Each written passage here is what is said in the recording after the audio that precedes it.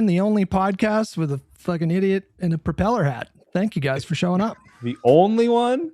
Guy, back me up here. Not. I can't be the only one. Yeah! Oh! That's what You're gonna start a movement. It's like in Joker when they wear the mask. They're all gonna hold me up and commit crimes in my hat. Oh yeah, you don't want that. You don't want like the next assassination attempt to be wearing your logo there. Oh, and there she is. Perfect time. Oh, do we have our special guest? Yes, she is. Are we live, by the way? Yes, we're live. Hello. Oh, you booted her. Oh no. God damn. Professional show. Hey, what's up, Taylor? I made it. Sorry for the delay. I was on a call. No problem. No worries. It happens. Lots of important things happening. How are you? Big things happening. Me trying to find a new apartment. A word? Yeah, what happened? Did you get doxxed? No, my landlord. No, but it is funny. When they doxed me last time, they found where I lived, and then they all sort of collectively on this one thread decided it was too shitty for me to live in, and that couldn't be where I live. No way. Are you in the Southern California area? I'm in LA. Yeah. Okay. Yeah. All right. My landlord's getting divorced and is taking back my apartment, so I have to find a new spot. So. Ooh, hey, Is that So did he you do the interview with Libs of TikTok? Was that in Los Angeles? Oh, Yeah, you doxed Libs of TikTok, didn't you? We actually live not so far from each other, which is very funny because she doxed herself. She tweeted that picture of me on her doorstep that showed the exact street and the exact house that she lived on before my story was even up. But she met me at Aroma in Studio City, which is like one of my favorite spots. And everybody got very mad at me for bringing her there. Yeah. They were like, don't bring her back. And I was like, I'm sorry. And for wearing a mask. Yeah. Listen, I've had some disagreements with you, but that I think is my first introduction to you, that interview that you did with her. And we watched it on stream, and it was just the funniest fucking thing. When she showed me porn, she's... I forgot about that part. Yeah, she was like, I can't even remember the context. She was like something like this, and I was like, what? Oh, it was about the books. Wasn't it about like gender? Yes, something like that. My favorite thing about her is like just how bad she's fallen off. Like she tried to get a Daily Wire deal, apparently. She tried to get a PragerU deal, apparently. Like she's so bad on video that she like really has not been able to scale past Twitter, and that's a beautiful thing. Well, her whole shtick is calling out pedophiles, and then this whole Epstein thing happened, and she got phase one, and then now she got the binder. Yep. Said anything, and it's like, hey, what's going on? And like even some of the people on her squad are like, hey, well, all right, I don't think you're really doing what we thought you were doing here. It's pretty blatantly, transparently not. Have you guys seen the picture of her, or I don't know if it's her, at the Capitol on January 6th? Yes, of course. Is that her? That's her. She was a January 6er. Yes. Oh. Wait, is that She's kind of an airhead, huh? That's when she was tweeting under the account Biden's Houseplant, where she had a parody account where she pretended to be a houseplant that would belong to Joe Biden. I think she should be the only January 6th perpetrator that should be pardoned because she doesn't have the mental capacity to know whether or not she should walk into the Capitol. Anyway, welcome to the stream, Taylor. Taylor Lorenz, journalist. Tell us about yourself. Who are you? What do you do? I'm a journalist. I cover technology, online culture. I wrote a book about it keeps falling down. It's back there somewhere, called Extremely Online, about the rise of the content creator industry. I cover like technology and online media, and I've been doing it for about 15 years. Awesome. Taylor, have you explicitly come out and talked about like your politics? Like if you had to describe yourself, how would you describe yourself? What's your policy agenda? What do you focus on? Well, I did intern for Mike Donnellan, which I thought was hilarious because when all that came out about Biden, I don't know if you guys read Jake Tapper and Alex Thompson's book, but I was like, oh God. So when I interned for him, like he was so old. We all used to be like, how is this man working in politics? And that was like 2007 or something. So I was a poli-sci major, and I thought I wanted to maybe even work in politics for a while, but I just love technology, and I kind of got into the tech media ecosystem, and I don't really identify strongly with either. I mean, obviously I'm not a Republican. They're fascists at this, maybe they've always been fascists, but like, but I disagree with, I want the Democrats to win, obviously, compared to the Republicans right now. But on like certain issues, I think that like, especially what I cover on tech, like there's just not a super strong like alignment on issues either way. There's so much kind of like weird back and forth that I don't really like over identify. I believe in human rights, and obviously I am against fascism. So I'm like broadly, I would call myself on the left. Is it a bit bizarre for you this day and age to see, number one, the media environment change so differently from when you started as a journalist, where I think by most accounts, quote unquote, alt media now dwarfs traditional media. So I guess I'll start there. You have worked at what we would call like establishment media. What is it like seeing the growth of alternative media and its sort of political ramifications? And before you answer, Taylor, can you double check you're using the right mic? It's like a little. It might be does it sound bad? Hold on. Is it the? Maybe it's not. You might my be using your mic. headphone mic. Oh yeah, it's using my headphone mic. Hold on, wait. It's gonna sound better. Hold on. Does it? Oh, there we go. Oh, Yeah, that's better. Yay! All right, sorry about that. I clicked the wrong thing.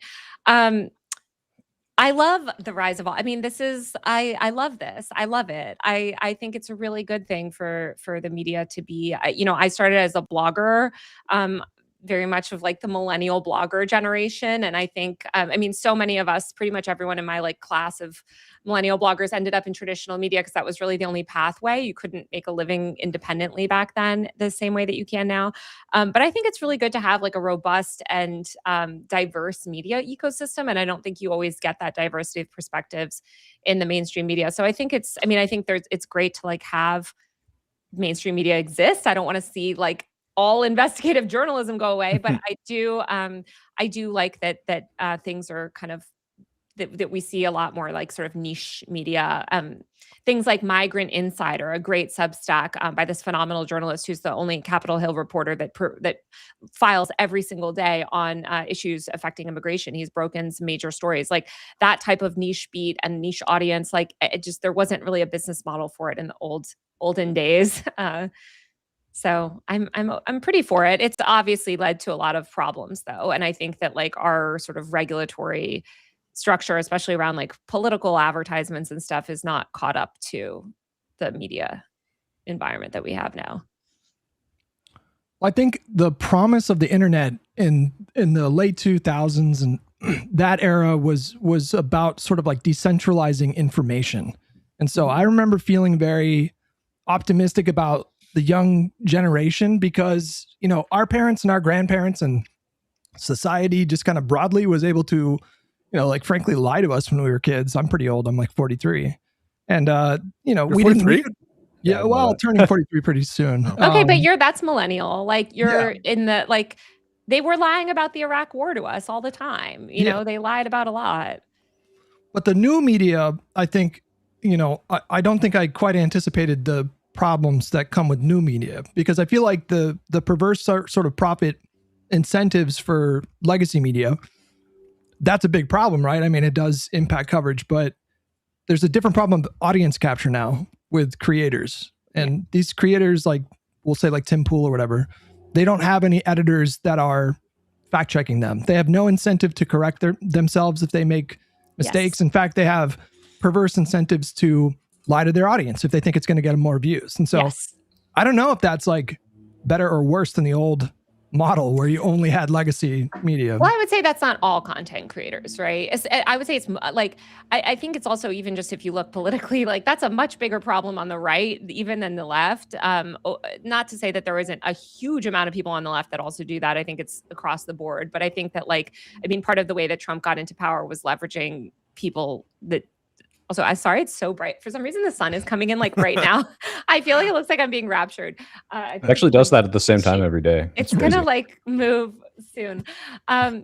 Anyway, I think that's not all independent media, but it is certainly a portion of independent media, and I think those people are bad actors, and that's why I constantly write stories. When they do unethical things, they put out disinformation that they refuse to correct. They take dubious deals that they don't disclose, et cetera. Like I care a lot about transparency. And I think I totally agree with you, what you just said of like, I don't know if you said this, but you said they don't have editors, they don't have fact checkers. I want them to. You did say that, yeah. I want them to adopt those principles and sort of abide by more journalistic principles if they're going to call themselves journalists. Some of them just straight up don't care about calling themselves journalists. That's one thing I really struggle with, is this line between pundit and journalist. Sorry, Ira, you can go, but like I struggle sometimes with like my own what am I doing and what the role is. I view that there is a thing as a pundit who maybe has less responsibilities, and journalists, capital J journalists, are different than pundits, but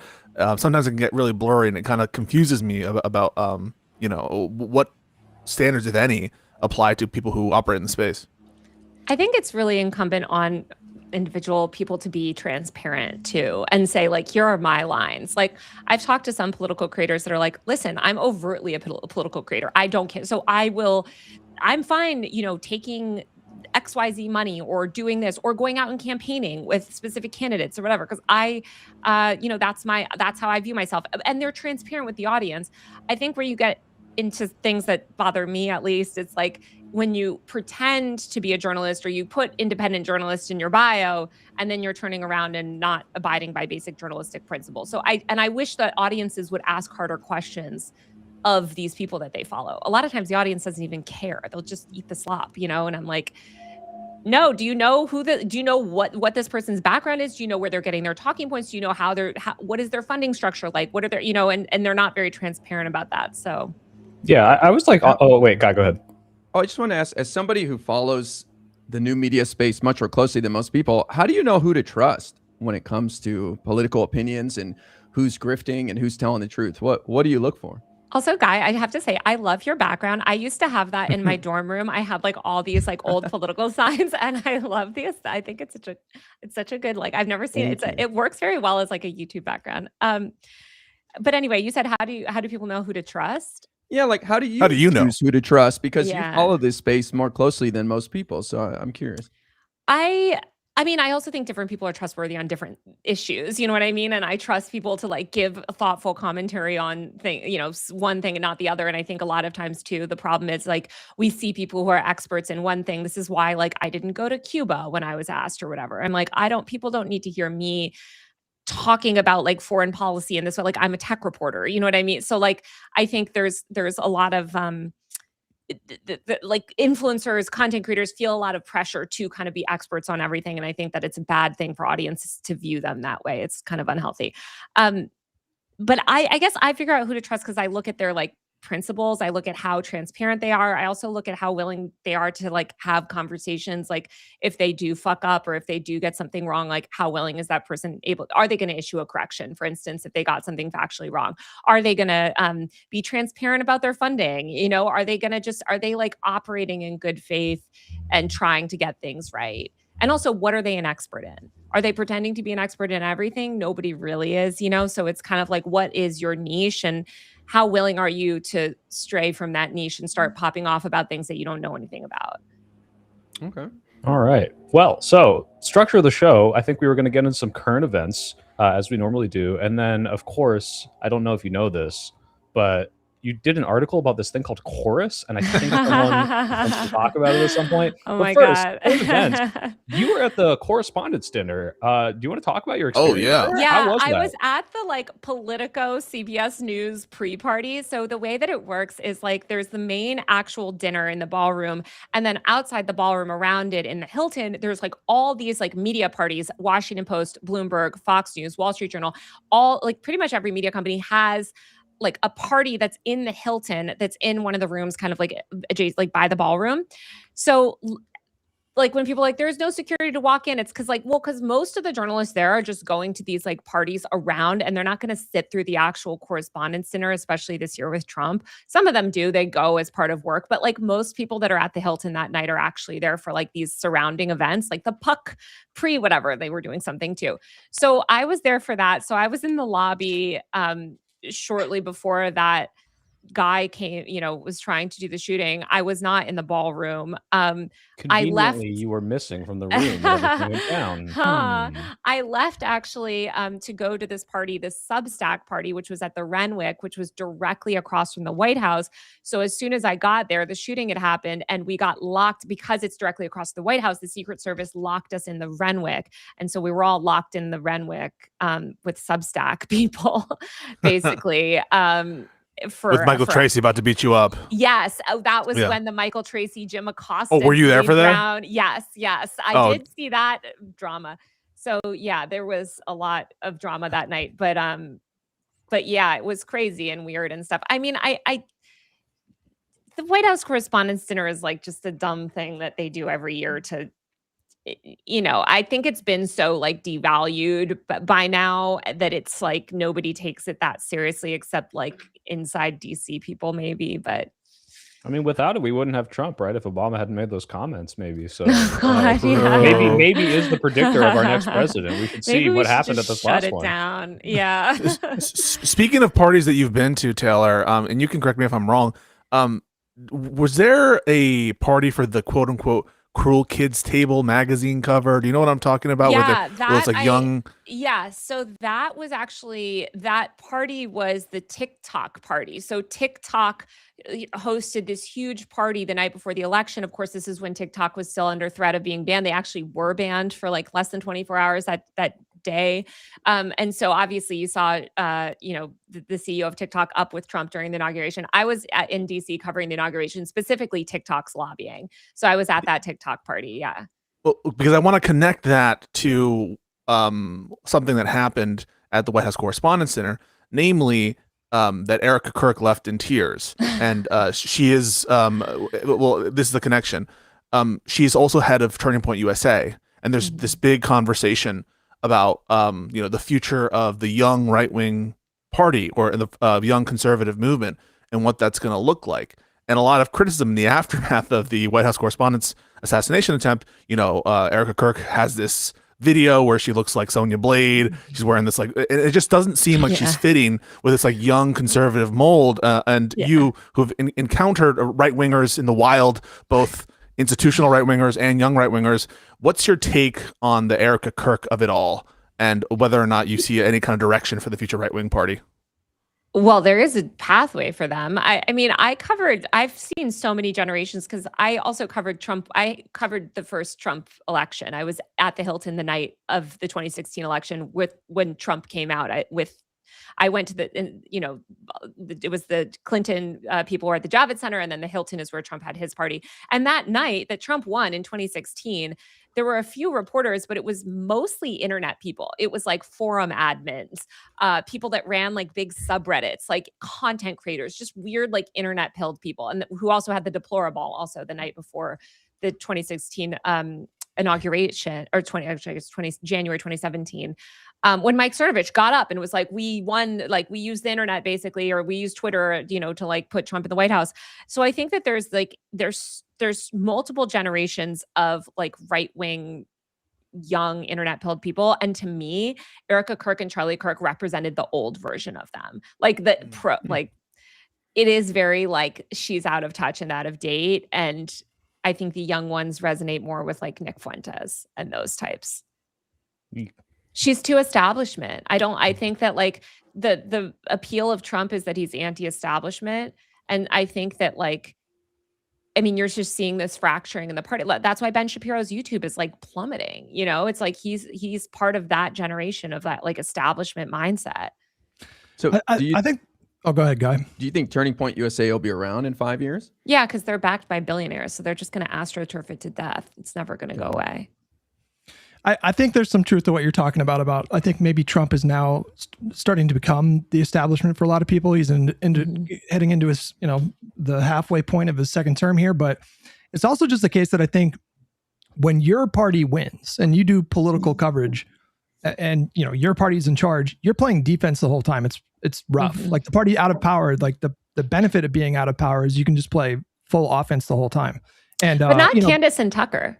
Nick, true, they've all done, I think that there are people, and that's why people like Jessica Reed Krause, Libs of TikTok, like a lot of even like DC Drano, et cetera, like those people, they align themselves way too heavily with Trump. And you're right, they were doing defense. And I think they didn't position themselves distanced enough where they're getting the downstream effects of it. And I think like Candace Tucker, all of those, that whole group, which includes, by the way, a lot of Instagrammers, a lot of like younger ones have made that separation. Yeah. Well, I think when you have enormous audiences the size of like Candace Owens and Tucker Carlson, you're kind of insulated. I think you have more latitude to. But she tripled her audience since Charlie's death, right? She's tripled her audience, and I think she's been able to grow that audience by going against MAGA, Trump or whatever. Yeah.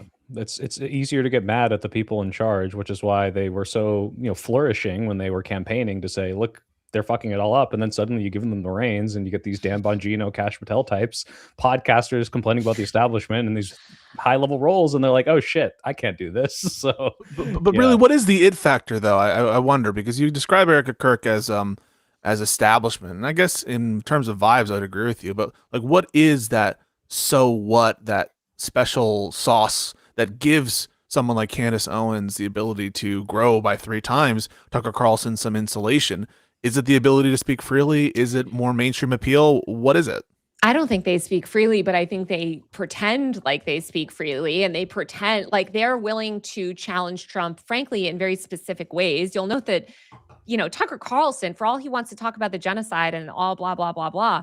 Okay, he put Trump in office and he still meaningfully doesn't denounce MAGA in any sort of he's not becoming a liberal, right? So I think I think that they're able to seem really kind of like truth-telling and like independent and anti-establishment in a way that's just able to get them views. But I don't think fundamentally they've broken very much. I mean, they're still hanging out in the same right-wing circles, What do you make of the discourse about left-wing populists and right-wing populists sort of joining teams here? Obviously, Cenk has been a big proponent of this, but it's become more relevant, I think, in this last week because I think Tucker Carlson is trying to set up a conversation with Graham Plattner. I think he said he's considering having that conversation. I saw that. That kicked off like a whole round of discourse. Do you have an opinion one way or the other on that situation? Yeah, Graham should do it. Go. Why not? Why wouldn't he? Go on there. Speaking of Hutch, are we voting blue no matter who? 100% for Graham Plattner. I'm voting skull tattoo in this. Did you guys not like Plattner? I thought you guys were Democrats. Wait, sorry, hold on. Are you guys pro or anti Graham Plattner? I was skeptical of his judgment, and I was thinking of leaning more towards a Mills. But now we don't like the tattoo. Clear that he's probably going to win, or she dropped out. And it's like, all right, look, blue no matter who. That's our motto, right? I'm a pro Democratic Party Senate majority. I think would be the answer to that question. So I support him and think you should vote for him if you live in Maine. Yeah, I mean, I think that especially considering Tucker has a place in Maine and there are people that, Tucker has a massive audience. He's gotten a huge amount of credibility with certain groups, sort of swing voters, I would say, like from his stances on foreign policy and stuff. I don't see why Graham shouldn't go on there. I think you should show up anywhere, by the way. My feeling is like, I'm not necessarily going to let everyone on my platform, but like I've gone on InfoWars multiple times to talk about tech policy. Like, I think it's good to go into different spaces and have those discussions, especially if Tucker's going to give him his platform. You know what I mean? Why wouldn't he take him up on that? I've heard that kind of distinction between like letting someone into your space versus going somewhere else. Talk more about that. Why is it different? And why do you have a principled distinction in who you platform versus where you go? Yeah. And I think it also depends on like platform. I just think this whole idea of like platforming is very silly and stupid. Like just the notion of it, like, I guess I platformed Libs of TikTok by like destroying her in an interview or whatever. Sure. It's like, are you going to have like is it going to be, or if you bring that person who you fundamentally disagree with into your space, are you going to laud them or are you going to make them look stupid to your audience or like whatever? It's like there are different ways to quote unquote platform someone. I think that if anybody wants to give me some of their audience, no matter where they are politically, I'll pretty much show up. I mean, the difference would be if I was sort of maybe legitimizing some like random small person that like doesn't have an audience. Like, I think there can be a power dynamic there of like, okay, I'm a larger person than you, so therefore I'm like lending some maybe credibility. But I just think like, should get off. Yeah, I know it's really dangerous. But I'm thinking kind of like people got a lot of anger when, oh my God, I don't know if these are the right people. The Nelk boys, did they interview Benjamin Netanyahu or something? Yes, they did, y- which was Yeah. I What wanted were to your thoughts on die. that? Well, first of all, obviously Netanyahu's just using the Nelk boys to do PR. So, I mean, the Nelk boys are just going to say yes to anything. And John Shahidi is like the architect of Trump's influencer strategy, who's their manager. So, of course, that's going to happen. But you'll note that Netanyahu is not going on like drop site news podcast. Like he's not going to show up for a critical interview. But yeah, he'll go do propaganda with like a bunch of drunk 26-year-olds or whatever.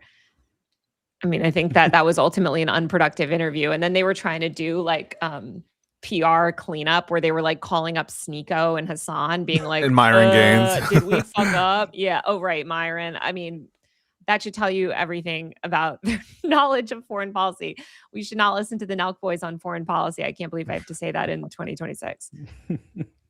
All right. Well, moving on to one of the topics of today, which is the Supreme Court case where we have gutted voting rights. I don't know, Taylor, have you seen this and had a take on it yet, or no? No, So- but that sounds terrible. Well, I have a feeling you have a take on part of it. There was a lot of dark money that poured into that referendum. yeah.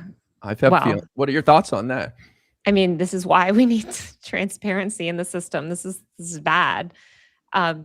Yeah, Like, I mean, can you elaborate I'm on like that, very Guy? Like, critical of all this well, stuff. how much? I didn't know anything about this dark money part of the. What are the? Do you know the groups that have been funding? Guy?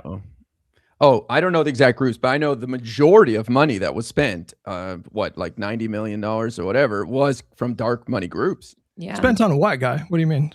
on ads promoting, yes or no on the referendum. This is to change the congressional districts in Virginia.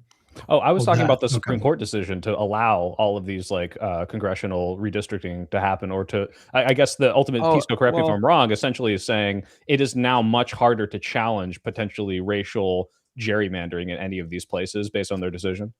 Okay, my bad. I thought we were just going to talk about the changes in general. You're but too yeah, up to we date, can- guy. fucked I'm up guy. 7 days behind. The whole flow of the podcast. All right, that's fine. That's fine. Yeah. I think there's a good conversation to have about the broader gerrymandering fight because that really does unlock a shit ton of funding because people know that's really important. To Guy's point, there was an incredible amount of money that was spent on the Virginia redistricting measure, and it was a closer than comfortable election, I think, for a lot of Democrats. But on the Supreme Court specifically, this is a decision which I think it's pretty political. I know people are going to shrug when they hear me say that because I've always thought that the Supreme Court has been heavily partisan in favor of the Republicans. But this in particular, it's a gutting of one of the most storied laws in our history. Coming off of segregation, the Voting Rights Act, and for all intents and purposes, Section 2 of that act, which prevents certain kinds of vote dilution, that was passed specifically to try to encompass even unintentional vote dilution of racial minorities, has been essentially gutted by Alito in this court in an opinion that really I think is not convincing. And it would be a little bit much on this podcast to get into the weeds about exactly why I feel it's unconvincing, but just a lot of sleight of hand from Alito, pretending that he's just adjusting and updating precedent when he's like wholly overturning it, and pretending that any version of this law that was intended, it was to be essentially a worthless law that can never be enforced. And you're going to see a lot of litigation in the coming weeks to try to stop elections that are already underway. Well, Pisco, I'm curious, and this isn't like an attack. It's just like the natural question that comes up. Yeah. Everyone's calling the Supreme Court super partisan, right? And they also just passed this thing allowing God, I can't pronounce it. The birth control pill to be tele-mailed to people, which is a progressive decision. Is this, them playing cover, but also being partisan? Is it like, oh, well, sometimes they compromise? Like, how do we square that circle? Like, where does that fit into the narrative? Yeah. So I don't think that all of the Supreme Court's decisions can be thought of as totally explained by partisan blinders. I don't think that that's the case. And there are some situations where, there's just no fair reading of precedent that would allow a certain decision to stand. So, for example, even in the tariff decision, I mean, there you kind of have business interests aligned with legal reasoning that really couldn't support these emergency tariffs of unlimited duration and unlimited amount and quantity.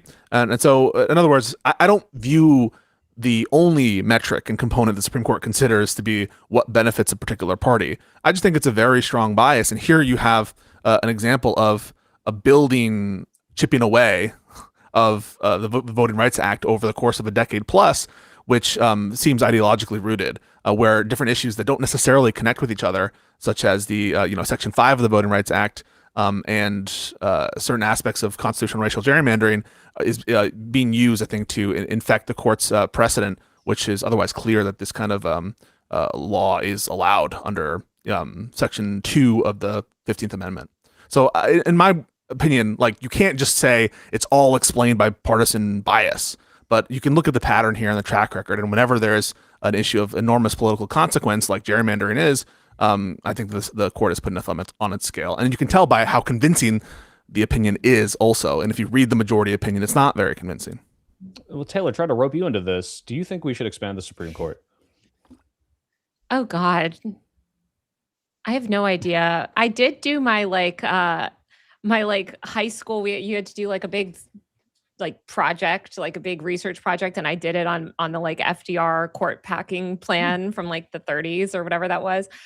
So I should like have a stronger opinion now, but I genuinely don't. You don't remember your high school project. God. Well, like I kind of remember like the arguments for it back then, and I remember this was like a topic of conversation a few years ago, but I feel like it kind of got dropped. Are you guys? What are your thoughts on that? I think it's pretty chicken shit that the Democrats, I'm going to be honest, this is one of my gripes that Josiah and I share, don't fully embrace court reform now. I think it's necessary for all the other kind of regulation the Democrats want to pass is to do something and unpack the courts from when they were packed by Mitch McConnell and friends during that whole Merrick Garland situation. And so I'm frustrated that more Democrats aren't embracing it. I think we're going to have our weekly fight now. Pisco, are you ready? Oh, yeah. Go for it. Okay, let's gear up. I think like the job of advocating for packing the Supreme Court, which I would say I'm in favor of now because I just don't know what the better options are. It just feels like there's no good options really.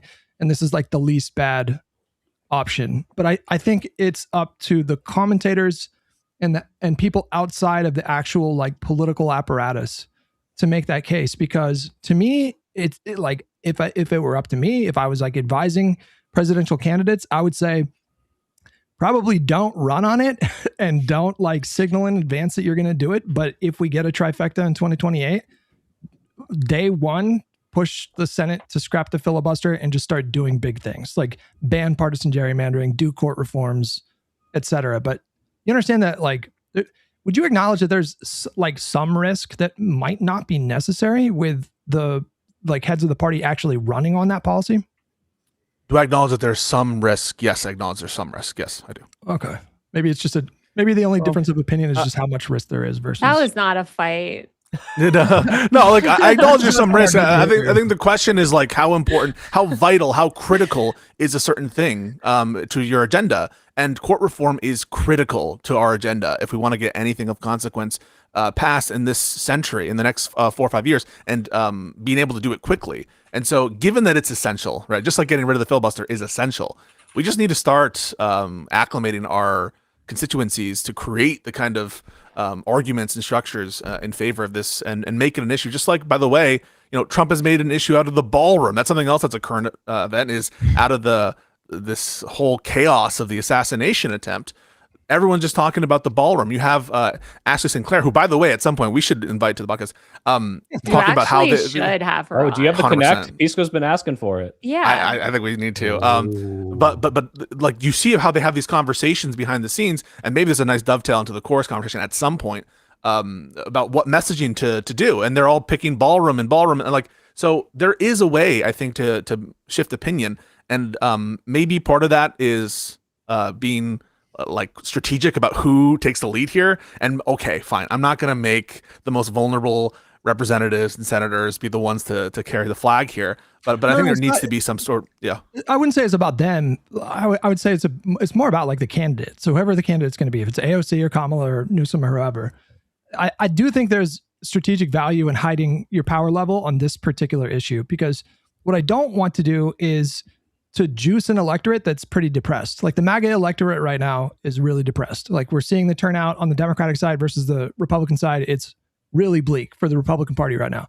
And as soon as you start running on, like the presidential nominee starts running on, we're going to get rid of the filibuster and then pack the court. I mean, that would be probably the most transformational thing that the government has done since like the 60s and the 70s with LBJ's like war on poverty and Medicare and all that stuff. And so that's my concern. Guy, what do you have? You look like you're thinking.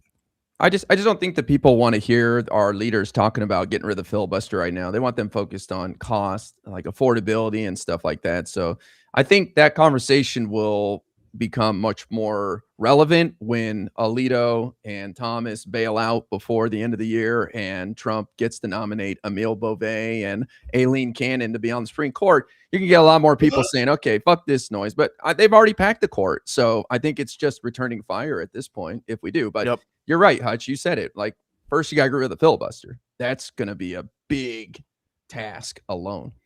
I don't know if it is, man. I actually think there's a very decent chance they get rid of the filibuster in the next trifecta. I really do. Yeah, I do. I think not so sure about that.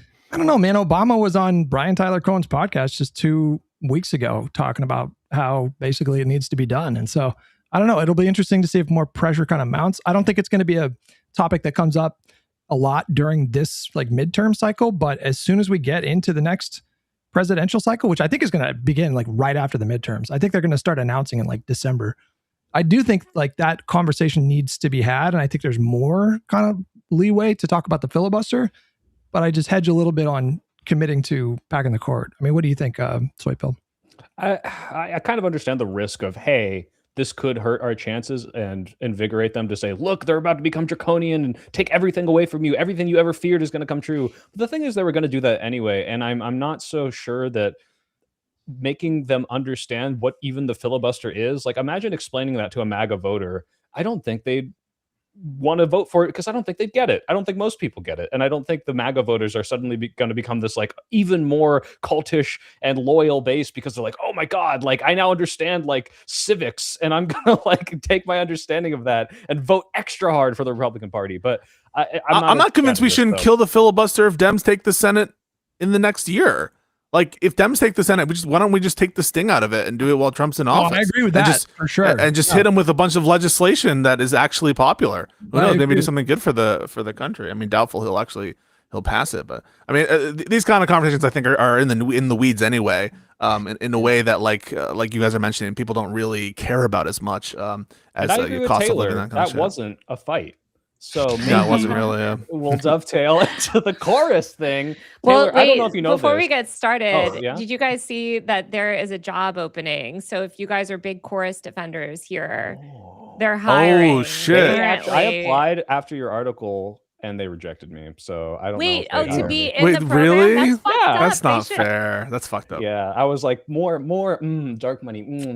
Give me But you would you disclose it? Oh, absolutely. That's why I tweeted it out before it even happened. So where's the problem? You know, like we're gonna do it. I mean, but just so you know, I've been trying to get Hutch to come to dinner every day, and I say, Hutch, where are you? What's going on, honey? Like the food's ready. It's getting cold, and he's just staring at this big wall of Post-its and pictures. He's been writing a manifesto. So he's going to lead his this chorus discussion with you, just so you know. Yeah. What's going on? I mean, their second class finished, so they're done. I don't know that they've started. I think they're recruiting now for the next class, which is why they're hiring this partnerships person.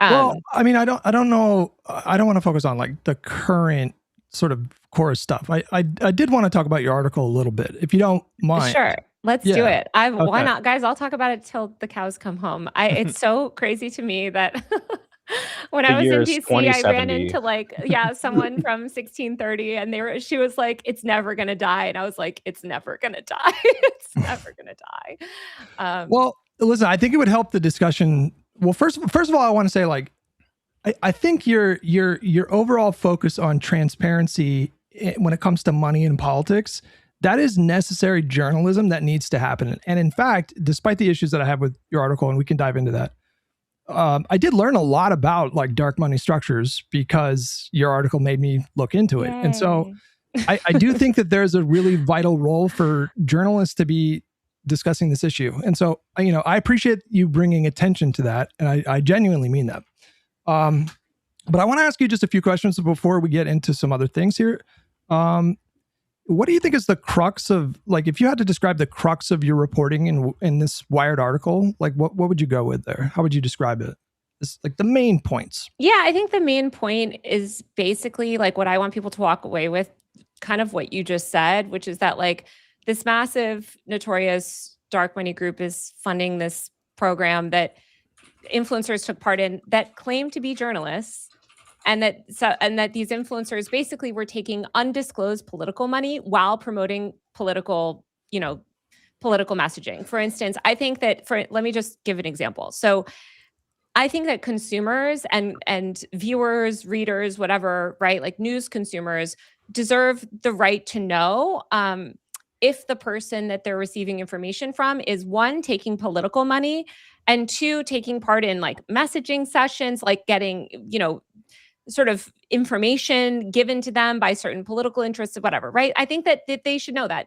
Journalists, for instance, like myself, anybody that basically works in mainstream media, you cannot take part in any dark money political funding. That would be so unethical. It would violate every single ethics.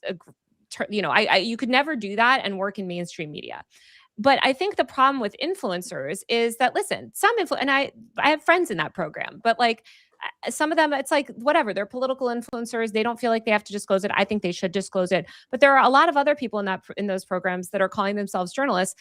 And a lot of them actually wanted to disclose it. That's how that article came to be, is that 7 people in the program came together, 7 of them, and were like, hey, we wanted to disclose it. We want to post about it. We're being told that we're not allowed to, and we'll be kicked out of the program if we actually publicly disclose it. We think this is really wrong, and we want to blow the whistle on it. We've recorded all these Zoom calls. Here's screen recordings of all these internal text messages. Here's, internal documents. Here's, all of the contracts. Here's all the contract negotiations.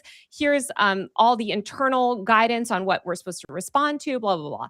So I was like, great. Okay, well, let me reach out to Chorus and 1630 and talk to them about this. And obviously they didn't want to talk on the record, but I hope that people from that article demand more from the content creators and demand that these content creators, are more transparent about funding. And most importantly, because I don't even think it should all be on the content creators' fault. As I said, so many content creators did want to disclose, and they were told they'd be kicked out of the program if they did. The people that run these programs, Courier Newsroom. I don't know if do you guys know Tara McGowan, Courier? That's no, I heard crazy. you talk about them before, but yes, they're like the other big. You guys should. That's like your type of. That's like the other big lib like thing that funds all the Democrat stuff. Like, oh, you're not a lib, Taylor? Listen. I love the libs. I'm not hating on anybody, but hang on a second. You like free speech? You don't like the libs? I do. No. I actually really like a lot of people in. I like a lot of people in Chorus, and I like a lot of people in all these programs. But and I have black friends, Taylor. What'd you say? I'm not a racist. I have black friends. No, but I'm saying like that program is run transparently, right? There's a lot of other funding programs that are run transparency. Even Crooked Media, you could consider sort of a form of this, although it's quite different. It's a media company. But so overall, though, you're putting the emphasis on disclosure. You think the crux of your article was about disclosure. I think it's about disclosure, and also unpacking what sort of, basically, if you sign a contract that says, if I take part in Chorus-based events and that puts restrictions on my content, that should be disclosed. We'll get to that because that's worth diving into. But to your point on the disclosure, okay, so the section in your article where you dealt with the specific provision in the contract that barred the creators from disclosing that they were a part of a fund, like a dark money fund. The program. They talked that they were part of the funding program. Right. Yeah. That, I think, was probably the strongest part of your article, because I think that does raise ethical concerns that are worth exploring and discussing and hashing out and kind of collectively deciding like what should the ethics be. But we'll get to some of that. Well, they came out after. I mean, these content creators, several of them came out after the story came out and said, we're proud to take dark money and we don't owe you anything.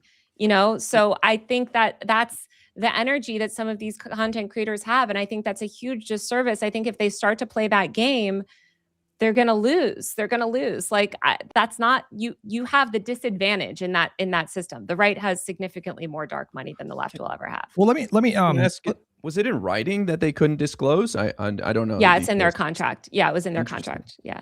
Okay. Well, okay. I got to hit one thing at a time here. I feel like you hit on like 5 things that I want to unpack, but okay. I want to keep my train of thought here. So the second question that I have for you is I think it was in your conversation with Pisco, where you were speaking about the importance of journalists and editors disclosing their partisan beliefs in their reporting. Was that your conversation with Pisco or on Doomscroll? No. Well, I don't think that you have to do that. I say that, for instance, one reason that I really like to be independent is because I like to make my views clear on where I stand on certain issues. I think that makes me a more accountable reporter, because when I'm open and I disclose, hey, I'm coming to this issue with this perspective. Mm-hmm. Am I wrong? Like, I mean, I go to sources with this all the time where I'm like, well, this is my view, you know? Well, Taylor, in the interest of transparency, earlier, I know we're being friendly here, but you do hate Democrats and libs, right? Like, I'm pretty sure you hate Democrats and libs. I'm pretty sure I've heard you say this. Win. I hate them because they keep losing. I want them to win. I want them to be Republicans. But I mean, obviously, I don't want the Republicans to win. They're especially not Donald Trump. He's a fascist. But on this point though, like I think you did. My point is like, if you are a journalist, especially if you're a public independent journalist, I think it's to your benefit and to the public's benefit for you to be transparent. And I think one reason people don't like mainstream media is that mainstream media will put out content that clearly has a political slant. You know, certain writers at The Atlantic, for instance, right, that like are going to skew a certain way, but they can't come out and say it. And to me, that's a flaw in our media ecosystem. I think that you should be transparent. Would it be up to the journalists to disclose that kind of slant in the reporting itself? No, because it depends on your slant. Like, what are you talking about? Like, for instance, I cover identity verification laws. I'm very critical of ID verification laws. I'm very anti-surveillance. When I talk to the guy at the Age Verification Association, the trade group, I say, listen, I'm a huge critic of these laws. Convince me why I'm wrong. The goal of an article, like a journalistic article, is to be factual and truthful, and to get people to understand, you know, sort of the truth of a situation. Right. It's not necessarily to share your opinion on something. Some articles do contain more opinion, but most sort of like investigative work, or especially something like this, it doesn't have my opinion in it. Also, because like 15 people worked on this article, and my original draft was so like, you know, it goes through like so much sort of editing and review, and so many people work on it, that it's just like the end product is mostly a result of like, what did the legal, you know, how do we need to sort of reword this so that it's legally factual and, you know, stand up to some like defamation lawsuit, because that's what they kept threatening. Well, my sense of this particular reporting is that I think you do have a slant. And I think you do. I think your opinion is my slant is probably, I mean, as you can read from all my Wired reporting, it's against dark money, and it is a transparency. Well, no, slant. That's not the slant that I'm talking about. I think you have an anti-establishment slant. I think you've discussed. The chorus is anti-establishment. Well, hang on, real quick. You've described yourself as on the left, or I think you even hinted that you were identified with the label of leftist. I think in your conversation in with certain on certain when you issues, read the article, it's like really clear that you have villains in the story and you have heroes in the story, and you have kind of a larger narrative that I think goes beyond disclosure, but like 15 right? people were right. But like my name is on the top. But as you know, with an investigation like this, especially one that went to the top, that like 15 people worked on this story. So well, I understand that. But like, for example, so you assigned the label centrist to Olivia Juliana, which is how she self-identified. No, she self-identifies as a progressive, right? No, from what I found from my original reporting back from the New York Times, back when I had interviewed her years ago, she was identifying as a centrist Democrat back in Texas. That was her whole thing. In 2024?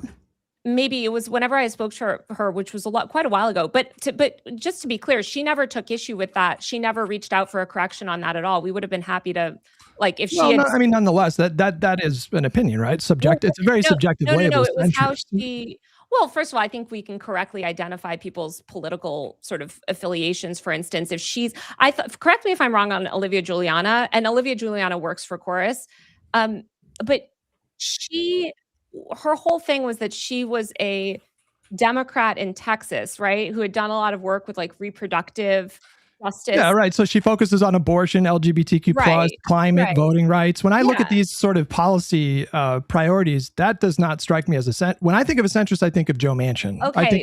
I think of like Jared Polis in Nebraska. Right? If Olivia wants to reach out, and we honestly, the thing that you're bringing up mostly comes up on the right, because for instance, when I've covered Nick Fuentes, he will say, well, I'm not a white nationalist, or Chuck Johnson, who I cover all the time, or not so much anymore, actually, he's less relevant, but he would constantly say, well, I'm not a Holocaust denier, right? And so I think at some point you do have to take a look at certain people's, beliefs and what they've expressed and try to categorize. How would you define centrist? How would you define centrist? A Democrat.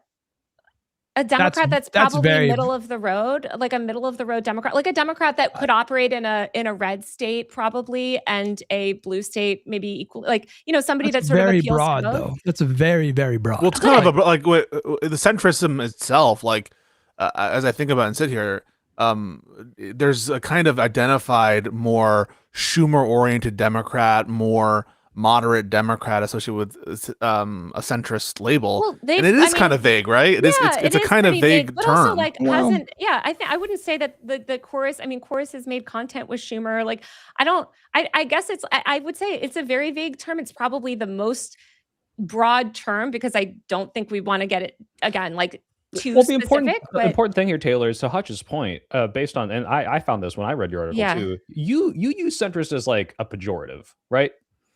No, for this one we say that, like, when in general you do. You don't like the Democrats, and you especially don't like centrist Democrats. This is just like your ideological on certain issues. I think it depends on the type of. Do you use centrist as a pejorative? In general, you use centrist as a pejorative, right? Like you view these people as like these feckless do-nothings, and like I think you're completely putting words in my mouth that I have not said. I think I don't like Chuck Schumer, and there's a lot of what he says, but there's a lot of people that are quote unquote centrist that I absolutely respect and work with, and that worked on this article. Like, there's people just to be clear, this article went through so many editors that have such a range of political beliefs. And I hear you that maybe you disagree that Olivia Juliana is classified as we described her, a centrist Gen Z influencer who spoke at the 2024 DNC.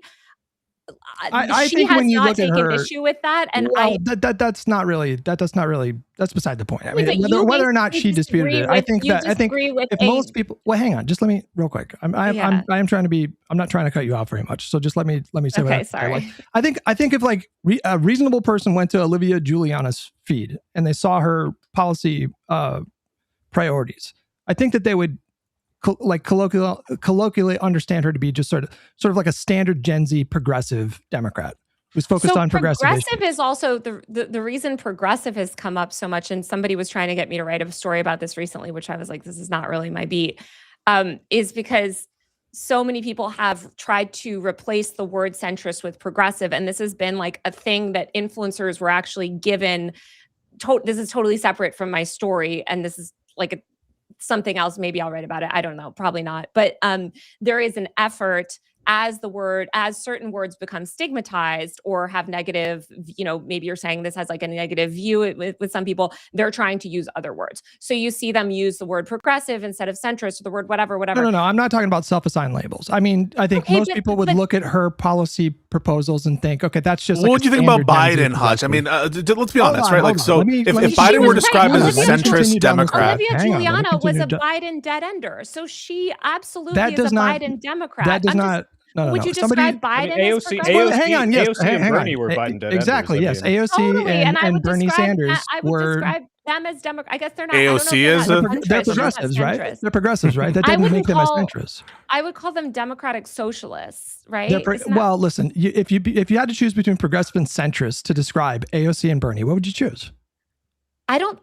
It totally depends on the context of the article. I feel like you're being because a little Bernie has been there. Because look at what Bernie's been doing with his AI policy. Like I think nobody would call him a centrist. Nobody I wouldn't call him, but I wouldn't call him progressive either on certain things. I don't understand what these words mean anymore. I mean, like more broadly, you said that there were 90. Did you see a list of 90 people? Is that how many people you saw? So just to be clear, I understand that you take issue with the way that editors categorize these people, but that's an opinion though. You're inserting it's not an opinion. Well, this is Chuck Johnson saying that us calling him a Holocaust denier is an opinion, or us saying that Tucker Carlson is a right winger is an opinion. All we can do is try to best reflect the ideology that often we use self-described ideologies, but all we can do. I think she self-describes as a progressive at this point. So that's where I'm a little bit confused. At this point, maybe, but I would say again, if you ask actual people that are further to the left than her, they will say not. So well, that's the issue. That's the issue. Right, and that's will call Bernie Sanders a centrist, but it's not accurate. No, but that's the issue, because I think you're framing your article from the position of like the left. But I didn't even write that line. So like well, your name's on the of course, but I want you to understand how journalism works, right? Okay. The way that journalism works, it's not just that Wired is my personal blog and I can go and write whatever I want, right? And I can just go and publish on Wired and nobody's going to look at it, right? No, especially with an investigation like this, the way it happens is I find information, right? I get people trying to whistleblow in this case about a program that they're in. And I go to an editor and I say, hey, I have all of this source material, all of this people. Would you be interested in a story? Yes. Okay. I work with that editor to draft the story. It then goes through rounds, in this case, rounds and rounds and rounds and rounds of review from many different editors that not only transform the story, rewrite parts of the story, add things, take things away, but also then it goes through legal review. Then it goes through copy edits and stuff. Like yeah, it goes through. So, but I just want you to understand, because I think, yes, my name is at the top of the story because this is my reporting. This is my reporting that I brought forward fundamentally. But if you're going to take issue with like random sort of characterizations, and again, I understand. I don't think it's random. I think it was deliberate. I think it was deliberate. Okay, framing. well, I guess. Why don't you get to there? I mean, why don't you go there and just ask Taylor? The copy editor. I'm trying to have a conversation with her. I don't know why you're jumping in here. No, because it's kind of a stupid critique to be like, hey, centrist. It's kind of in the eye of the beholder. Like, yeah, really? So Joe Biden would describe himself as a centrist Democrat, correct? Yes or no? No, Pisco, the whole point. Wait, can you answer that first? Can you answer that? So the question you should ask. The question you should ask is, Taylor, did you? Let me finish my track. The question that you should ask is, Taylor, were you attempting to imply something nefarious when you use centrist there? Were you trying to imply that they were aligned with the DNC? Well, ask the question about her intention. Listen, Taylor, respectfully, I think you were doing that. I think you. I didn't even write. I wrote the list of influencers' names. I didn't even originally. Well, here we have another spot here where you say that. Before you do the next thing, because I can't. Taylor, you did say that I was putting words in your mouth, but if you search on your Twitter centrist, it's very clear that you use this as a pejorative term, and like that can be your opinion, that's fine, but to claim that that's not like your ideological spin is a little frustrating. Sure, but I would say, in what context is it? Is in what context? Because I think, certainly, do I get annoyed at certain centrist people? Sure. I think that there was an intention there to be disparaging, and I think it's broader than that. Okay, but this is just honestly, I didn't write the sort of things. It's fine if she had taken. Just let me finish instead of just let me finish. Well, you have been cutting me off pretty consistently throughout this entire exchange. All right. Well, then this is just not going to be how we're not going to be able to have a conversation, because we're talking about a story that was edited by so many people, and I don't know what to tell you other than Okay, so are you distancing yourself from that label? Oh my God! If Olivia Juliana had reached out after that story and said, "You grossly mischaracterized my views. I'm not a centrist. Take it out. You mischaracterized it, whatever," I would have been happy to bring that to the editor, and the editor could have looked at her positions and decided whether or not that was correct. Taylor, this is how journalism opinion works. But Taylor, her opinion is not especially relevant. Like if you're saying that. If you're saying that the language, if you're saying that the centrist language, oh my God, was not something that you picked, is that your way of saying that you're kind of distancing yourself from that language? I would have, until this conversation, called Olivia Juliana a centrist because she's a Democrat in a red state. And I would imagine that most people that are the Democrats in the red states lean to the center. Also, when I had spoken to her years ago, that was my understanding of her. And also, that's, again, we did not receive any criticism of this. This is the first criticism that I've even heard of this. Well, so I think it's important because I do think that I'm it was. Sorry you feel this way, but this is just completely you don't need to apologize to me. I'm just. Well, I mean, it's just completely unproductive. I feel like you're becoming quite defensive and evasive right now. No, it's frustrating I feel like because I feel like I'm dealing with the white nationalists because this is all I do all day is go back and forth with the white nationalists. Hutch is bald by choice, but it's not because of that. It is the same ridiculous argument where it's like, oh, you think the questions that I asked you amount to like being questioned by a white nationalist? I will tell you, they are the exact. Why don't you listen? They are the exact same words you're using, the exact same method of saying, right? When we write about Tucker Carlson, and I've gone back and forth with Tucker Carlson's team on this exact issue, right? We'll say, well, we characterize you as XYZ, far right. Right? Far right is actually even more common than the right with white nationalists. And every time I write about a right-wing influencer and we say, well, we are, whatever, here's the article, here, we're asking you for comment, blah, blah, blah, blah, blah. They will say, I'm not far right. I'm not far right. I'm progressive. In some cases, they even say, even Tim Pool types, I'm actually progressive. Okay, but Taylor, I think they're not. Just let me finish. Well, so Taylor, you've been cutting me off this whole time. Well, respectfully, all I am saying is that when you're writing an article, we do our best to be accurate. Now, if Olivia Juliana is not a centrist and that's so inaccurate, again, she could happily request a correction from Wired. She never did. No one Hutch, can I reframe this? Because ever raised. The point is not necessarily whether or not it's accurate to call her a centrist. If this was like the specific pedantic sticking point, I can see this like, oh, this is for. But it's not. What Hutch is getting at is that this article is clearly viewed as, hey, we're painting these chorus people who are taking this money as these kind of shills, these DNC operatives who are just paid to get these talking points and just repeat exactly what the do-nothing centrist Dems do, right? And that's kind of where the perspective that he's saying this is kind of like an opinionated. That's taking a lot from an article that doesn't say a lot, and I don't doubt that that's how TikTokers were taking it, and that's not how TikTokers and people on Instagram threads are taking it. But if you actually read the article, you will see that it is quite clear what we say, and this is not a DNC. Listen. But, this is poor Shelby at the DNC had to literally kept being like, guys, this is not a DNC program. Obviously, they support the DNC.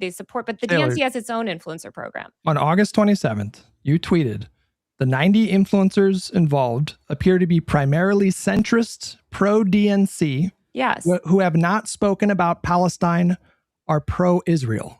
Those are your words. Yes. But you just said a moment ago, you're kind of distancing yourself from that framing. No, I didn't. What are you talking about? That's what Soy Pill just confronted you with, and you said, well, I can understand why people walked away with that, but those are your words. I'm sorry. They're centrist. Again, if Olivia Juliana is not a centrist, and that is factually wrong, and these people are not centrist, and this is factually wrong, that these content creators that are making content with Chuck Schumer, that are making content with Hakeem Jeffries, if I was wrong, if this article is wrong, and it's factually wrong, then I highly encourage them to ask for a correction. But no one has asked for a correction. Can we do it step by step? Saying that they are not centrist. No one. Let's just do it step by step. Hutch, is it your contention that it's inaccurate to call Olivia Juliana a centrist? I do believe that, yes, and I think that she used that word intentionally. Well, I don't know why you're playing here. You understand that when Taylor uses that word, it's a pejorative. Hang on. So separate that intent. So you can make a critique of an article based on its accuracy or based on whether there's some bad motive. I'm trying to get to a larger. Is it your contention? I know, but let's just do it step by step. Let's do it step by step, right? Is it inaccurate? And so, and if it's inaccurate, why is it inaccurate? It's inaccurate because her policy priorities do not line up with what any reasonable person would assert to be a centrist. When you look at the things that she's advocating for. Okay, that's fine. I mean, you can just make this argument about anything. But what does it mean to be pro-DNC or pro-Israel? What does that mean? So pro-DNC means pro-Democrat, like pro sort of the Democrat establishment, what I would say, which is very much Chorus's goal. And pro-Israel means that the majority of the people that we found that were public, which is why I think it's so crucial for them to actually release these names publicly, because I think if this is not the majority view held among their creators, they should release these names publicly to make it clear what is the ideological makeup of their chorus class. But a lot of the people that we found were also pro-Israel, meaning they were expressing support for Israel against and how many creators out of like all the creators that you saw would you say were posting pro-Israel posts? Can you name names there? Well, that's the point, right? Is that they haven't published the roster. They haven't published the roster, but a decent amount of ones that we checked. Did anybody in the people that you mentioned in the article, so like Olivia Packman, Brian Tyler Cohen, did any of them post pro-Israel content? You'll have to go check their specific feeds. But Brian Tyler Cohen, you claim that they were primarily pro-Israel, right? Yeah. Well, some people that are pro-Israel just don't speak about the genocide in Gaza at all, for instance, and that's not another the same thing as being pro-Israel. Yes, because a way that pro-Israel narratives have been shaped by the media is by not mentioning the genocide. So intentionally refusing to cover the genocide, especially as it was this politically relevant topic. Is that what you were alleging? No, I'm just saying, like, if you look at the pro-Israel kind of creator landscape, there's a range of pro-Israel people. There's people that are straight up making content with the IDF. They're super overt about it. And then there are people that are a little bit more behind the scenes, people that are a little bit quieter about it. They might not be overt, but they're still by the way that you're suggesting that if somebody chooses not to discuss the genocide in Gaza, and like that makes them pro-Israel. I find that to be that's not what I said. That's not what I said. Wait a second. What I said is that some people what I said is that some people who are pro-Israel, the way that they sort of the way that their content manifests is that they are not as overt. So what they'll do is they'll try to tamp down discussion. They'll be sometimes deleting comments, a lot of times just intentionally ignoring the issue, or when they're asked, to interview a politician, especially this was a big issue in the lead up to the 2024 election, you had people saying, like, sort of minimizing the issue, attempting to minimize it, attempting not to get people on the left to talk about it. Okay, does that qualify? Does that apply to any creator that was mentioned in your article? Well, you'll have to go through and do an audit of all of their content, but it's certainly isn't that your job though? You made the claim. Yeah, you said that the group was primarily pro-Israel. Isn't it your job to go through their amount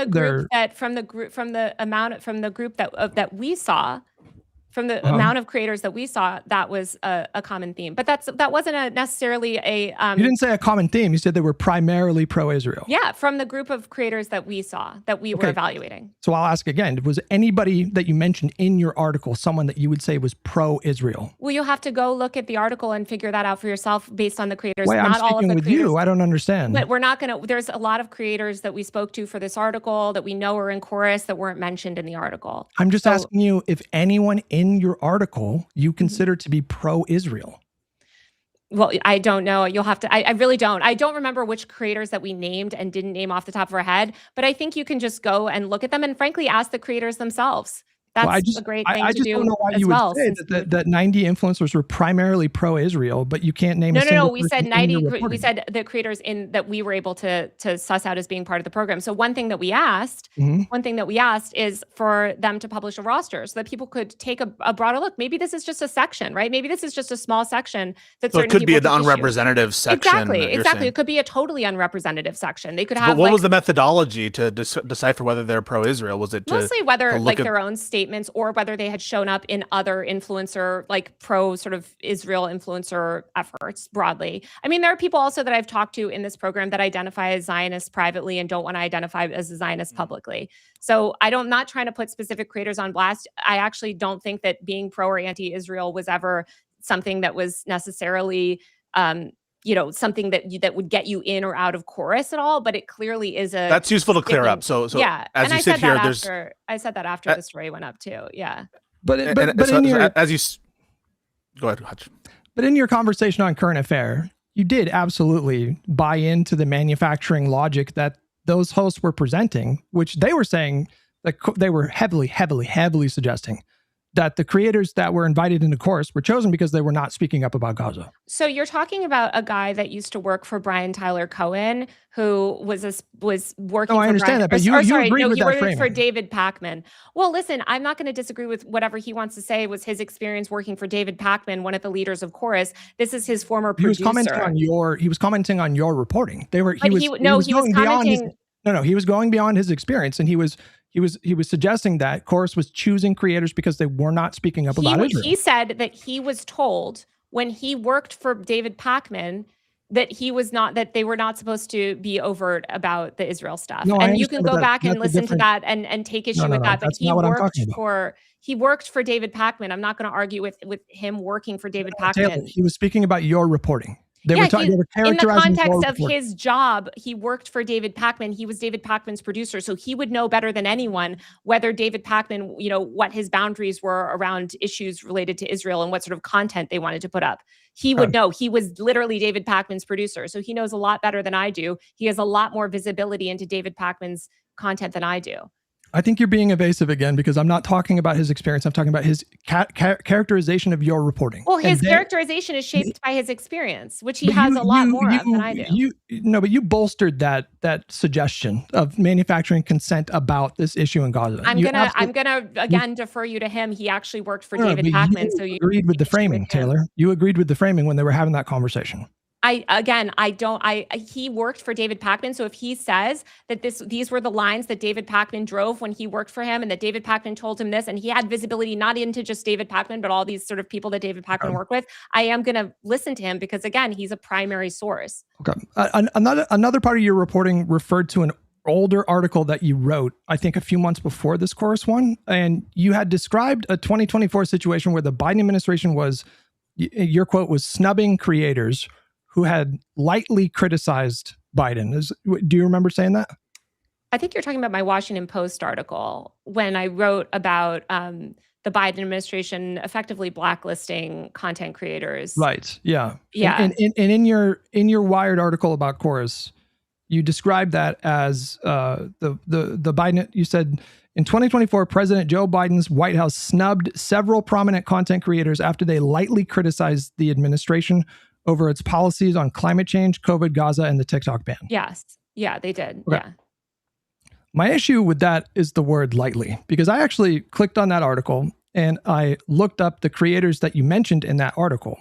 One of them was Aidan Cohn Murphy. He was tweeting that Biden created a man-made famine, was ignoring the law to enable but he was blacklisted attacks. before all of that. He was blacklisted for the climate stuff. Well, you mentioned him, and so when you say lightly, but at that point he had only lightly criticized. So the Biden. No, that's not true. I went through his tweets and I found tweets in 2024. You're talking about Aidan Cohn Murphy, who is the co-founder of TikTok for Biden. Just to be clear. The co-founder of TikTok for Biden. So Aidan ended up being very critical of Joe Biden. That was a 2020. That was a 2020 effort, right? No, that was well into 2022. That was the TikTok for Biden. Yeah, exactly. Gen Z for Change but in 2024, Taylor, he was directly accusing Biden of being complicit in genocide. But we're not talking about that.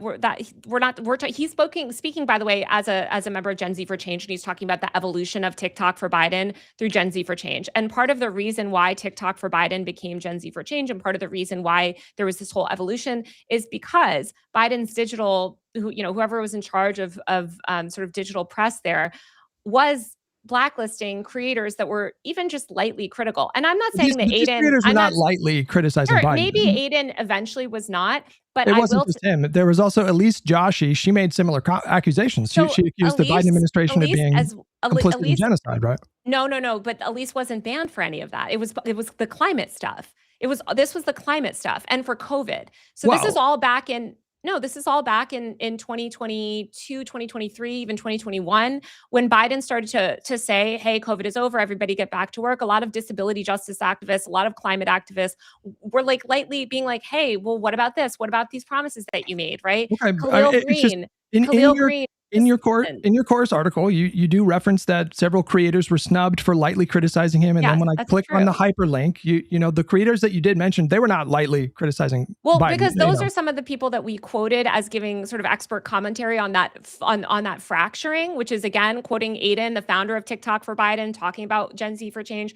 But a lot of the creators that were ultimately snubbed, I would say, blacklisted, they would say, they certainly did not. In some cases, in some cases, people from the digital team just didn't like that they were liking posts that were critical of the administration. Well, I read the article. I didn't read anything about that. I just read about. Well, I'm happy to elaborate. To zoom out, Taylor, I mean, the point here is not just, oh, did they or did they not lately criticize? It's that if you read this paragraph, it seems to be that you're painting President Joe Biden and his administration as this snowflakey, like, oh, you can't even say the slightest bad thing. But in reality, they were extremely the Biden administration, the way that they dealt with not just the sort of the creators, compared to Obama, not compared to Trump. Trump's even more crazy, but really, I would say compared to Obama, they were incredibly sensitive. And I think that sensitivity only grew throughout his presidency for so many reasons. Number one, he was older. And, I think there was a lot more protectionism. They were less likely to let a lot of creators in. They were getting nervous about unfiltered press. This is also why they started to get very prickly with the actual journalists as well. And again, nothing compared to Trump. Like, Trump kicked out all the reporters from the Pentagon and just gave us influencers. However, he was incredibly prickly, and still even compared to his team, compared to most of the other. Well, Taylor, I'm just going off of your reporting, and I did read both of these articles like multiple times. I tried my best to really take what you were saying at face value and approach it in good faith. And just in your reporting, the creators that you did cite, I think, went well beyond lightly. Eventually, but not when they were blacklisted. No, eventually, in 2024. Contemporaneously? Khalil Green is not a radical. Like, I'm sorry, it's just not true. Like, these are not a lot of these people. I'm not calling them a radical. I'm saying taking issue with your characterization of their criticism. Elise and Aiden eventually began criticizing him a lot more openly. However, neither of those started criticizing him very openly in 2024. No.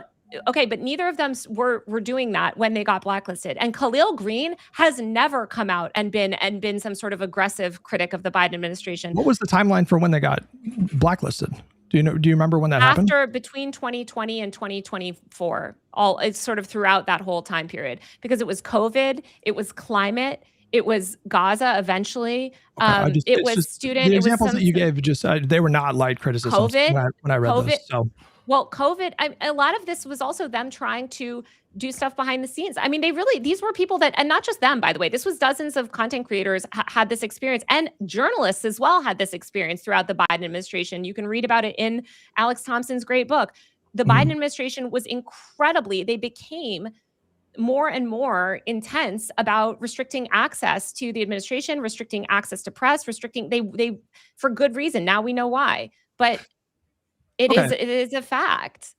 Okay, listen, I don't want to bombard you. Let me make one more kind of if you don't mind, if you're okay, I'd like to ask you just one more question regarding the piece, and then we can kind of get to the overall point and just finish. How come you never asked me or Pisco or Guy? Okay, let's hear it.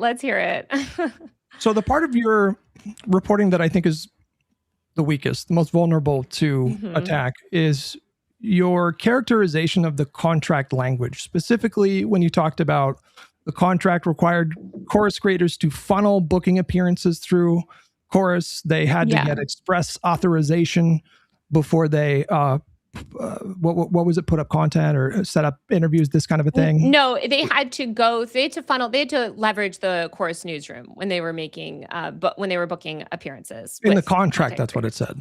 Yeah, well, we'll get to that in a minute. Yeah, and certain people had certain aspects of the contract enforced against them. Certain people didn't have aspects of the contract enforced against them. And did you speak to any creators that were told that they had to funnel all their bookings through chorus? We did speak to a creator who didn't sign the contract because of that. No, that's not what I asked. Hang on. Yeah, they were told that. Yes, they were told that. Yes, they were told that. Not that they were told. I'm asking you, did you actually get a single example from any creator who actually had to funnel booking through chorus? Well, yeah, we spoke to a lot of creators that funneled booking through chorus. No. Yes.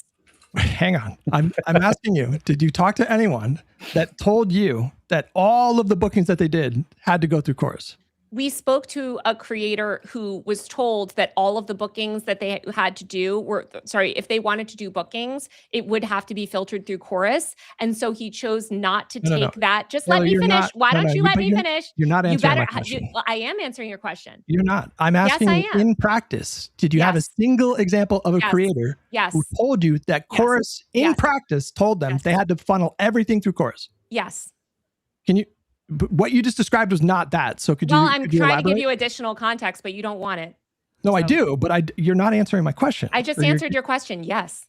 I don't think you are. Can you repeat it, Taylor, just in case? How'd you miss something? But I'm not sure I heard it to be the same as what was described in the article. So we spoke. I don't even think we went into this amount of detail in the article. We spoke to a creator that was told when he pushed back on the contract before the contract was signed. He was like, hey, I kind of want to sign this contract. I kind of want to do this program, but there's this clause that says I have to use the Chorus newsroom. Do I really have to use the Chorus newsroom for booking? He was told through his agent, yes, you do have to use the Chorus newsroom for booking. Other people, when they took part in the program, when they said, oh yeah, I'm going to book this thing, they were told you have to use the Chorus newsroom for that. And they did ultimately use the Chorus newsroom. Other people used the Chorus newsroom and never questioned it. It was in the contract, and it would have never occurred to them to even question what was in the contract because they signed a contract saying this, so they didn't challenge it. When they were asked for comment on this, Chorus didn't deny it. And that's the truth. That's all the information. They didn't respond to it, but that's not the same as verifying. No, they didn't deny it. Well, that's not the same as verifying that the letter of the contract was actually being enforced, and that's the big issue here. They didn't deny it, and they didn't deny it. But that's still your job as a journalist to verify that it's something that's enforced. We did verify it with the content creators who said on the record that this happened, and that's why it's in the story. I don't think you demonstrated that in the story. We have a quote from a creator saying that he chose not to sign the contract over this. That's not the same thing, though. I feel like you're being quite to be clear, like Taylor, there's a difference between a creator understood this contract to be I can't do anything unless I go through the newsroom, the contract and they were not allowed to do it unless they went through the newsroom, and unless they clarify that because they did not comment, it's not really established. And the article portrays it as that is exactly how it was. The contract, that is how all evidence that we have shows that that's how it was. But did some people maybe not have the contract enforced against them? Sure, I'm sure, because clearly they were only enforcing certain parts of the contract for certain people. Yes. So clearly. Well, no, I mean, what is your evidence for that, by the way? Speaking to the content creators. Nothing about that was in your article that gave me the sense that they were giving preferential treatment and not enforcing it here and enforcing it there. That was not in your article. Well, literally, I mean, you can see in the article, certain people, why do you think this article exists? Because the content creators were frustrated. They wanted to speak out about things. They felt like they weren't able to speak out. That's part of why they spoke. Well, the other thing was like the takedown clause. Like that sounds very restrictive, right? The way that your article describes that language is that, Chorus reserved the right to like strike down any content. I mean, we quote directly from the contract. Yeah. I understand. The problem here, Taylor, is with all three of these things, the funneling, express authorization, takedown clauses, would this not be standard language in a contract for a 501c4? I've seen a lot of these contracts. I just wrote another story for Wired on another dark money influencer program, and none of this language has been in the other contracts that I've seen that are for similar programs. Okay, but you understand that, like, obviously, like a 501c4, they have to be in compliance with like the law, and to protect their status, they can't have a certain threshold of their operational kind of structure and funds and stuff going towards things like campaigns and elections and things like that. So in that context, I'm telling you, I write about dark money. Wait, hang on, real quick. Could you not read this language as a company that is trying to protect itself, the status, and the creators themselves from violating the law? Well, the creators themselves often didn't agree with what was in the contract and were frustrated that they couldn't speak out, for instance, and disclose that they were in the program. There's nothing to do with the law. Well, that's in the contract, and that's exactly what we're talking about here, right? No, it's not, though. I'm talking about the funneling, express authorization, takedown clauses. All of these can be explained by a 501c4 trying to be compliant with the law. No, because I just wrote about another 501c4 that literally just ran another dark money campaign. In some cases, approached some of the same exact Chorus influencers, and none of this was in that contract. So but their lack of potentially standard 501(c) things is not, or is not evidence that this is. But I'm saying it's not standard. You guys are saying it's standard. I'm saying I have not seen it in other contracts. That doesn't mean that it doesn't exist in some contracts. Hutch, are you claiming it's standard? You're not claiming it's standard, are you? Well, based on what I looked into, this language would be consistent with a 501(c)(4) that is protecting. Is it your claim that it's standard or not? Hang tight, Pisco. We can talk in a second. So Taylor, conveniently, he doesn't want to answer you. Conveniently, if a creator, for example, uploaded a video to their channel where they were endorsing a particular candidate, and the channel, this video was framed as something that came from Chorus, could that threaten Chorus's nonprofit status? I think you'll have to look into the details of sort of like how that creator was disclosing it. The answer is yes. It could possibly threaten their status. So if they had a clause in their contract that they could take down content, would it not be a better, like a good faith interpretation that they could very easily be trying to protect? I've never seen a C4 put this stuff in a contract before. Okay. And I can look into that after this. But maybe they do, maybe they do. But like I said, I have reported on campaigns and I haven't seen it there before. I haven't, for instance, the Build American AI thing I just wrote about, they don't have Build American AI newsroom that you have to use, like I haven't seen this sort of language. Would you concede that it's possible? Would you concede that it's possible that this language was specifically crafted to make sure that they were compliant with the law? Until they comment on the record and explain their thinking behind it, I mean, we have no idea what their motivations were. Well, but Taylor, I mean, like, let's be realistic here. Like, obviously, there are things that these people are restricted by. They cannot appear partisan in certain aspects, and but that doesn't trickle down to the creator. And I'm actually not confident at all in your reading of that. I would really want to talk to a lawyer, and I'd want to talk to somebody that works on these contracts and say, hey, I've reported on lots of these contracts. Why is it only in this contract and not others? Why do they structure it this way and not in other ways? My question is, why would you not immediately look at this like news reporter tool? Because the way it's painted in the article is like this sinister controlling tool, and not what makes the most sense to me, which is you need to make sure that we're not violating the law when you're reaching out to these places. Because and it's I've clear never that some known of these another people C4 were campaign able to schedule things outside with other politicians, so long as it wasn't Chorus related, right? Yeah, that was I've the whole never. point. My point is that I've written about all these campaigns. I've never seen this language in a contract before. I'm not familiar with any sort of booking systems that other people use. I would be very surprised. I talk to content creators that take part in a lot of these sort of campaigns. This is not standard from what I've seen. I'm sorry. Well, I know that it's your interpretation of it. This is a new kind of media thing, right? Like it's still pretty novel. No. Trump is, the right wingers have been doing this. They've been doing this for a while. The right wingers do it all the time. And you're well aware that 501(c)(4)s can lose their nonprofit status if they do too much electioneering, or if they do like event content like around like political campaigns and things like that. Yeah, and so I question why it seems as though you and your team didn't even consider that this we did talk to other people. I had lawyers look at this contract. I had contract lawyers, not to mention all the Hollywood agents that were involved in this. Half the influencers that we spoke to have agents and managers at major talent agencies that were involved in this. None of them raised this issue. So I'm not saying that. Were you made aware of any actual instance where Chorus requested to take down content from any creator? No, we didn't find any enforcement action on that. Were you made aware of any creator that had to get express authorization before like setting up a interview with a politician? We did talk to creators that were told they had to use the Chorus news. No, but you keep doing this, Taylor. Come on, you're being. I'm just telling you. I'm sorry. I'm not talking about people who are afraid of the contract. But listen, all I can tell you is what my reporting says, and I know you guys want more. All I can tell you is what my reporting says and what I found and who we spoke to. I'm sorry. I'm not going to keep going around in circles. It is so pointless. None of this is relevant. You don't seem to have this issue with any other article that I've written about this stuff. It's crazy. It's just this is the only article of yours that I'm familiar with. I did a lot of. I spent a lot of time. No, okay, all right. I'm sorry that I'm trying to explain to you what we found in our reporting. That's fine. I don't want to press you further. I just want to say that I do think that you had an agenda with this article. I do think that you had opinions that you put in the article. You can join the many that I have agendas on. I think the narrative that you were pressing was that the big, bad, corrupt establishment was paying Democratic shills and suppressing leftist voices. I think that is leftist voices. Where's the leftist voices in that? Where does it say leftist? Where are you even getting that from? Well, the opinions that seem to be censored, like it's Gaza or too pro climate change, these are more progressive, more leftist ideas that are as based on what the article is saying. You guys sound like TikTokers. But this is what it says in the article. What do you mean? I mean, I just honestly, can I tell you? This is, I'm sorry to trigger you with the word centrist. This is a mainstream centrist Democrat program. Okay. It's for mainstream centrist Democrats, right? Look at the people that are in it. Overwhelmingly. Brian Tyler Cohen, I would say they're not trying to get radical anarchists for this program. Do you think they are? I think most reasonable people, when they look at Brian Tyler Cohen, I don't think they would call him a centrist. I think they would call him a partisan Democrat. A Democrat. This is a program by a notorious pro-Democrat group running a program to increase the Democrats. What does that mean? Notorious.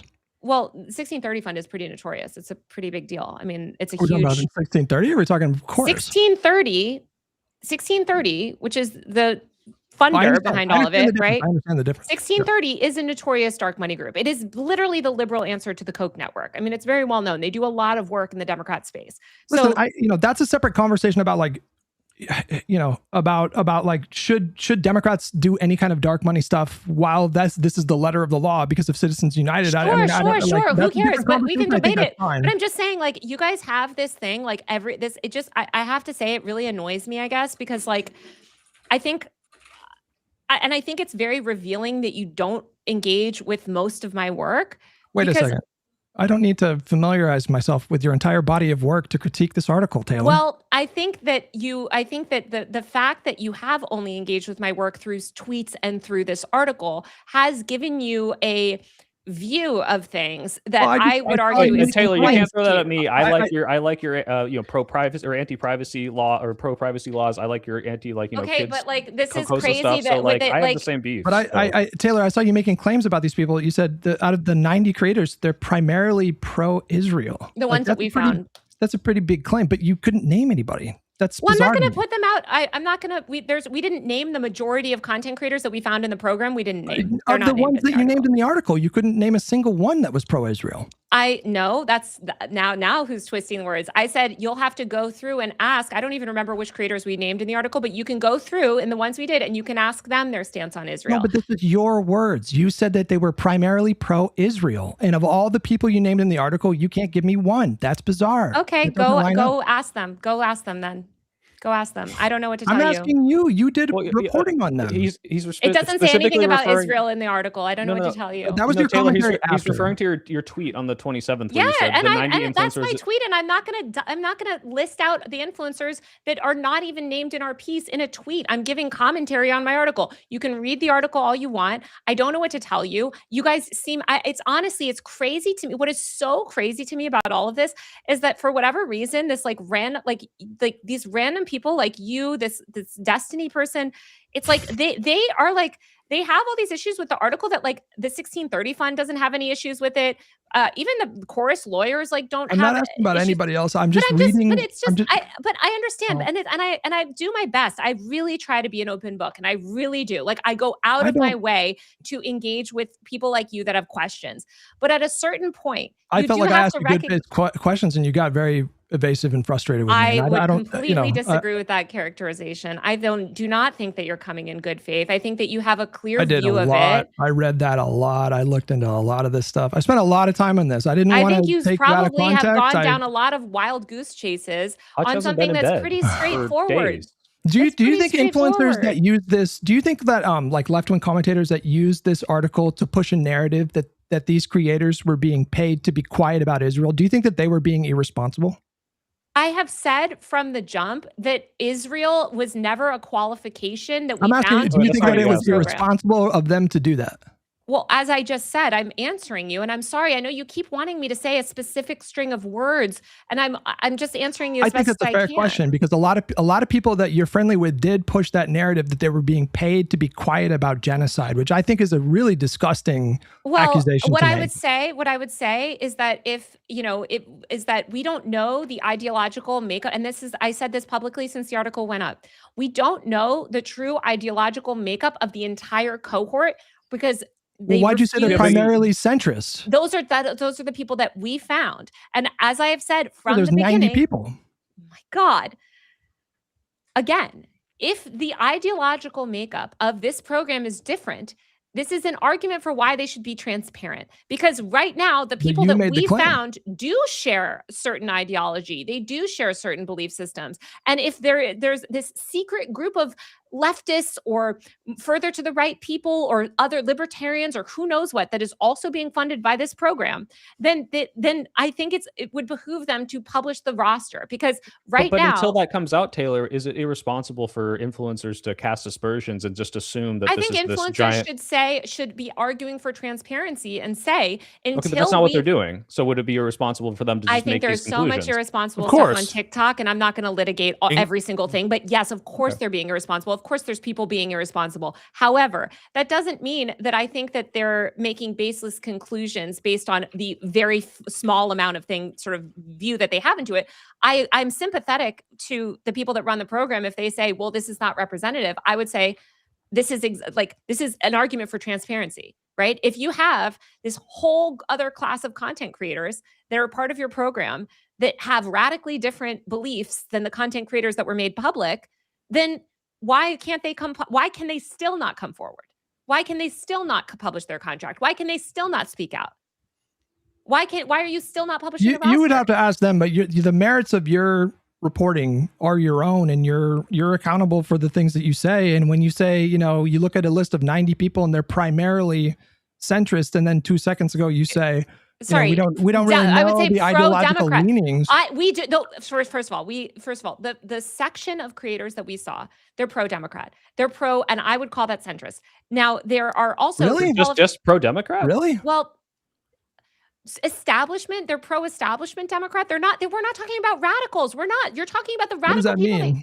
What I mean is that the leftist anarchist people on TikTok don't seem to be part of this program. I haven't seen any of those people a part of this program. I haven't seen those people connected to this program. But not being radically left is not the same thing as being centrist, Taylor. Right. I understand that, but you're conflating them. Okay, what label to make you happy, so I don't trigger you with the wrong word? What something reasonable? No. Okay. Wait. This is the stupidest fucking point of all time. That the Democratic Party is a center-left party, and we embrace that, right? This show's called Lib and Learn. Do you think Brian Tyler Cohen is a wait, Hutch. Democratic Party. Hutch, real quick. Give me the name that you want. I don't care. The Democratic Party is a center-left party. Is that correct? Is Brian Tyler Cohen a centrist? Wait, Hutch, can you answer one question? No. Answer one question. You answer mine. Answer one question. Is the Democratic Party center left? Answer mine. Is Brian Tyler Cohen a centrist? All right. Hutch, I'm center left. You're center left. We're centrist. Pisco's question. Okay. Hutch, what is the right word? Hutch, wait. Answer the question. Hutch, is the Democratic Party? Hutch, you were using centrist as a pejorative, and that's what you were doing. That's different. Hutch, is the Democratic Party a center left party? Yes, broadly, yes. Okay, so if what is meant by centrist, right? It's the stupidest fucking point. If what is all is meant by centrist is you're aligned with the Democratic Party, then this is all analytical, right? By definition, being aligned with the Democratic Party on your own view. When you think of the word centrist, you would have to show in any given case that the use centrist is more specific, and that you're trying to call out something, and maybe that is actually what Taylor is doing when she's using centrist. Stop! Wait! You can't be complaining about interruptions when you're interrupting everyone all over the place. All right. So in any given context, I think it's on you to just to decipher what the intent is behind using the centrist label. But the Democratic Party is a center-left party. She was using the word centrist because the people that she was trying to appeal to with that article, and I think it's obvious who she was trying to appeal to, use that word in a disparaging way, similarly to how they use the word liberal in a disparaging way. You know that Taylor uses. Would you guys not describe liberal? Do you guys not describe liberal? Do you not describe yourselves as liberal? Is appropriate. That's an appropriate label. Okay, so liberals are center left, correct? So let's call them liberals, and that will make you happy. You can have progressive liberals too, right? I mean, I like when I look at Brian Tyler Cohen's his overall priorities and his liberal. Is he liberal? I would call him a progressive liberal. Very confidently. A liberal. Okay, we will use the word liberal, and that will make you happy. Well, I wish you would have used that in the article instead of saying centrist, because you know that you were using that as a pejorative. Honestly, you have to call up some copy editor and say that to them. But if she had wanted a correction, she could have gotten a correction. But my point is, besides the point, though. It is not beside the point. She could have actually, if that was such a radical mischaracterization of her views, she could have reached out and gotten a correction. I would argue it's not a radical mischaracterization of her views. Is it a false statement?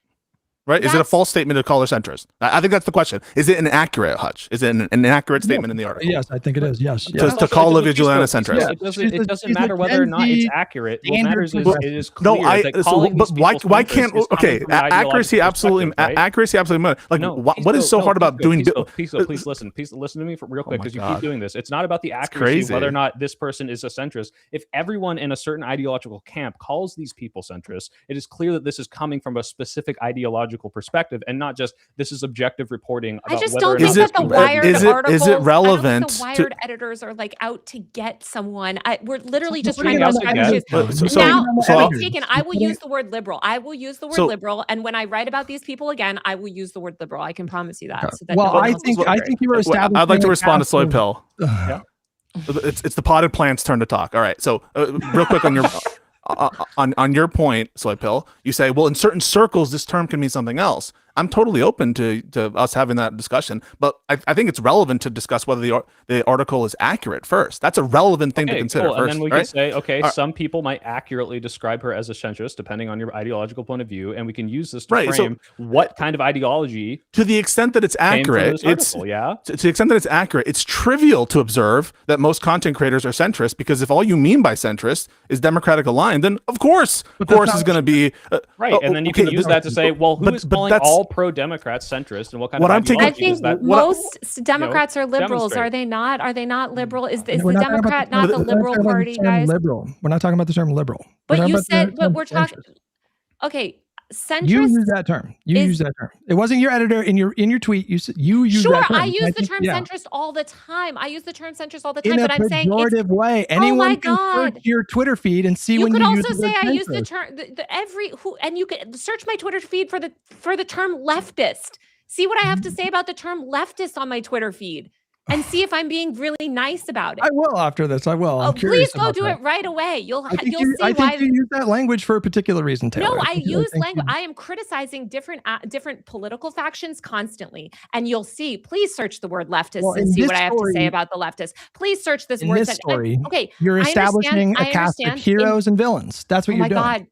Okay. Literally, I'm sorry. I know you think that I have this, this is I feel it does remind me of the Tim Pool universe in a sense, because I have to say, it's this niche obsession with you're secretly our enemy and you're secretly our enemy. I don't think you're secret about it. I don't think you're secret about it. I think you have open, you have open sort of hostility towards. Crazy, but so do the Republicans. I don't know. I think you've displayed in the past open hostility towards people that you consider to be the establishment or centrist or pro-Israel. But then when I press you on what these terms mean, you don't really have great answers. Leftists, and look at what I have to say about the right, and look at what I have to say about literally look at all my political I know that you don't want to engage with other stuff, and I know you feel that you're I've been very critical about your ideology, but if you think that's because I'm not offended by that. I don't care about. I'm just talking about your. But you clearly think that because I'm critical of your ideology, that then I sort of ascribe to this other ideology that you really don't like. I don't know if this is about ideology. I have no idea. That's what's shaping this article. But I don't know what motivates you. But I do know that in the context of this article, you were establishing a cast of villains, and in this case, you had these pro-Israel centrist. It doesn't say anything about DNC Israel in our article. They're just pro. They are. You added that commentary after the fact, and then other creators used your commentary to push a narrative about them being paid to cover for genocide. Well, the Democratic Party, I would argue, has run cover for a genocide. Isn't that kind of why they lost part of it? That's a separate thing. They're smearing the entire operation as being about covering for genocide. This includes people like Brian Tyler Cohen and David Pakman and Olivia Juliana. Well, they were, Hassan himself has made this claim. Hassan I'm just curious was not even remotely part of this program. But you mentioned him. You mentioned him in this article. You mentioned him in the old article. You mentioned him in this tweet. The fucking Joe Rogan of the left or whatever. No, but you're presenting the virtuous alternative to the corrupt Democratic shills. That's what you're doing in this whole thing. I don't think Hassan is taking dark money. But you're not. Are you rejecting that's what you're doing? That is what you're doing, right? You're saying you have these radical leftists, and they're pure and they're not corrupt, and then you have the corrupt pro-DNC, pro-Israel shills, right? Please search my Twitter feed and see what I've said about the leftists. I feel like I'm losing my mind. I did search it, Taylor, and you have been shitting on him quite a bit. I too, so. constantly criticize people all over the political ideology. I very intentionally don't identify with one political faction over the other or whatever. And again, I know that that pisses everybody off in that political faction. But what I'm saying is that if you think that this is some bad faith like article that's meant to like valorize the left and like criticize that, that's just not what the article says. And I understand that my commentary the article did say that they're not allowed to disclose their relationship with Chorus. Yes, how do you that's explain true. that? That's no, it's not though. It's not. We know that's not true. Wait, sorry. They aren't allowed. Why is it untrue? Wait. Why do you think it's described in the Steelman? Why do you think I'm saying that piece? So I understand. Listen, I have my issue. I want to bring up my issues with why do you think I'm saying that? Wait. Hang on. I will definitely address that. I will definitely address that. Recording says. I will definitely address that. Right, guys. Hutch. I will definitely address it. So I want to be clear. I have my own problems with the article. It has to do actually with contractual language in the title. But I mean, at this point, it's been done to death. I didn't write the title. I didn't write the title. Sure. Don't come the title wrong. The contractual. The article. Are you asking me or asking Taylor? I'm asking Taylor. Is the subheading wrong then? But you can ask her. That's so important. That's so important. That's the subheading. Not factually wrong. Well, you just said you didn't write it. So yeah, I mean, journalists don't write their titles. But you have influence on the byline on the subheading, right? You can't request. Did you request to change the subheading? Wait, hang on. No, it's factually correct. Why would I do that? Hang on. Journalists can't request that a subheading is changed? I would never do that unless it was factually wrong. It's not factually wrong. This is absolutely factually wrong, though. I mean, like in your subheading, you say that online influencers were paid up to $8,000 a month to push the party line. Yeah. That's how the decks. Sorry, the decks in the marketing decks describe Chorus. The marketing decks. We're talking about a realistic claim. Right. We're talking about you're saying that they were getting paid $8,000 to push the party line, and there's no deliverables. Whole point of the program was to fix the Democratic Party's messaging problem. That's the whole point of the program. But you're saying paid X to do Y. That's a consideration for some sort of thing in the other end of it. And I did have a criticism about that, but I wanted to address what was just said about the characterization regarding the disclosure. The article states that the language of the contract forbids disclosure. And I don't have any reason to believe that's untrue. Yeah, there were at what particular quote are you pointing to here? Do you have the quote in front of you? I don't have it in front of me, but I know it's characterizing the contract viewed by Wired that creators signed. The influencers are not allowed to disclose their relationship with Chorus or the 1630 fund, but that's not true. Are you disputing the accuracy of that? Why do you think it's untrue? Because there's two different things going on here. There's the qualifier, like according to the contract, but then she's making a claim. The influencers are not allowed to disclose their relationship under the contract. With Chorus. Yes, under the contract. Under the contract. That's all under the contract. No, but I think the qualifier is very clearly that's very clearly what it's talking about is what's allowed under the contract. Do you have any basis to believe that's untrue? But why wouldn't you verify that was being enforced? Wait. That's why they came to talk to us. That's why we have the article. But Taylor, so they're probably in breach. Hutch. The answer is they're probably in breach. The answer is they're probably in breach of their contract. I don't know what is in their contract versus what they enforce. But the question, Hutch, the question stands. Do you have a basis? Hutch, the question stands. Do you have a basis to believe that that's untrue? Yes or no? The framing of this, I find. Do you have a basis to believe the statement is untrue? The framing is dishonest. Do you even disagree with me? Is the statement true or not? No, I think the other part of the contractual. I do, but it's kind of like in poor taste, kind of like lame to just have a pile on.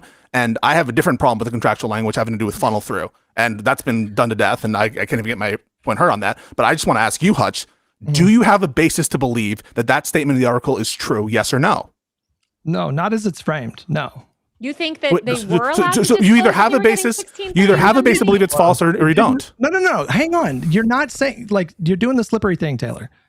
There's two different things going on here, right? So were they allowed to disclose their relationship with Chorus or the 1630 fund?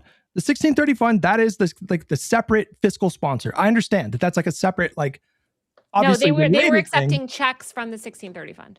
Right. So that's where they were the fiscal sponsor. So they did a lot of administrative stuff. They got you have a basis to believe that language in the article is untrue. No. So that's one. Do you have a basis to believe that it's untrue or not? Because it's true. Question. So we do know that in the contract that they were not allowed to disclose that they had like a relationship with 1630 or so it's so the answer is it's a true statement in the article. Pisco, this sentence right here. Tell me if you think this is true. The influencers are not allowed to disclose their relationship with Chorus. The paid yeah, exactly. No, not the paid relationship. No, yes, their relationship was the relationship you was say that. You the relation. It literally says the relation. Did you or functionally that they were paid at all? Did you read? Can you read that sentence again? I can read it right now. According to copies of the contract viewed by Wired that creators signed, the influencers are not allowed to disclose their relationship with Chorus or the 1630 fund, or functionally that they're being paid at all. There's like three different. The object there is relationship. Exactly, Pisco. The first one is Chorus, right? So like you're saying that they are not allowed to disclose the relationship with Chorus. But the relationship is the object. With is the the indirect object, or it's describing what's the thing that can't be disclosed. No, Pisco says the relationship with Chorus or the 1630 fund. That's what it says. Yeah, those relationships. There? Is Is that a reasonable reading of it? But we know, and I'm curious if when you were doing your reporting, Taylor, like, were you aware that creators had been open that they were a part of Chorus before you wrote the article? You can see that we actually link to Ken Bensinger's New York Times article, I believe, or reference it in the piece. I literally talked about that multiple times. It's Chorus, the Chorus itself, like the sort of broader entity that Brian Tyler Cohen started, was the subject of a New York Times article that was very public. So obviously I know that Chorus was public because I've also written about Chorus before. So then I don't know how to make sense of the sentence. The influencers are not allowed to disclose their relationship with Chorus or their relationship with Chorus. Exactly. They couldn't disclose their relationship with Chorus or the 1630 fund or functionally that they were paid at all. They did though.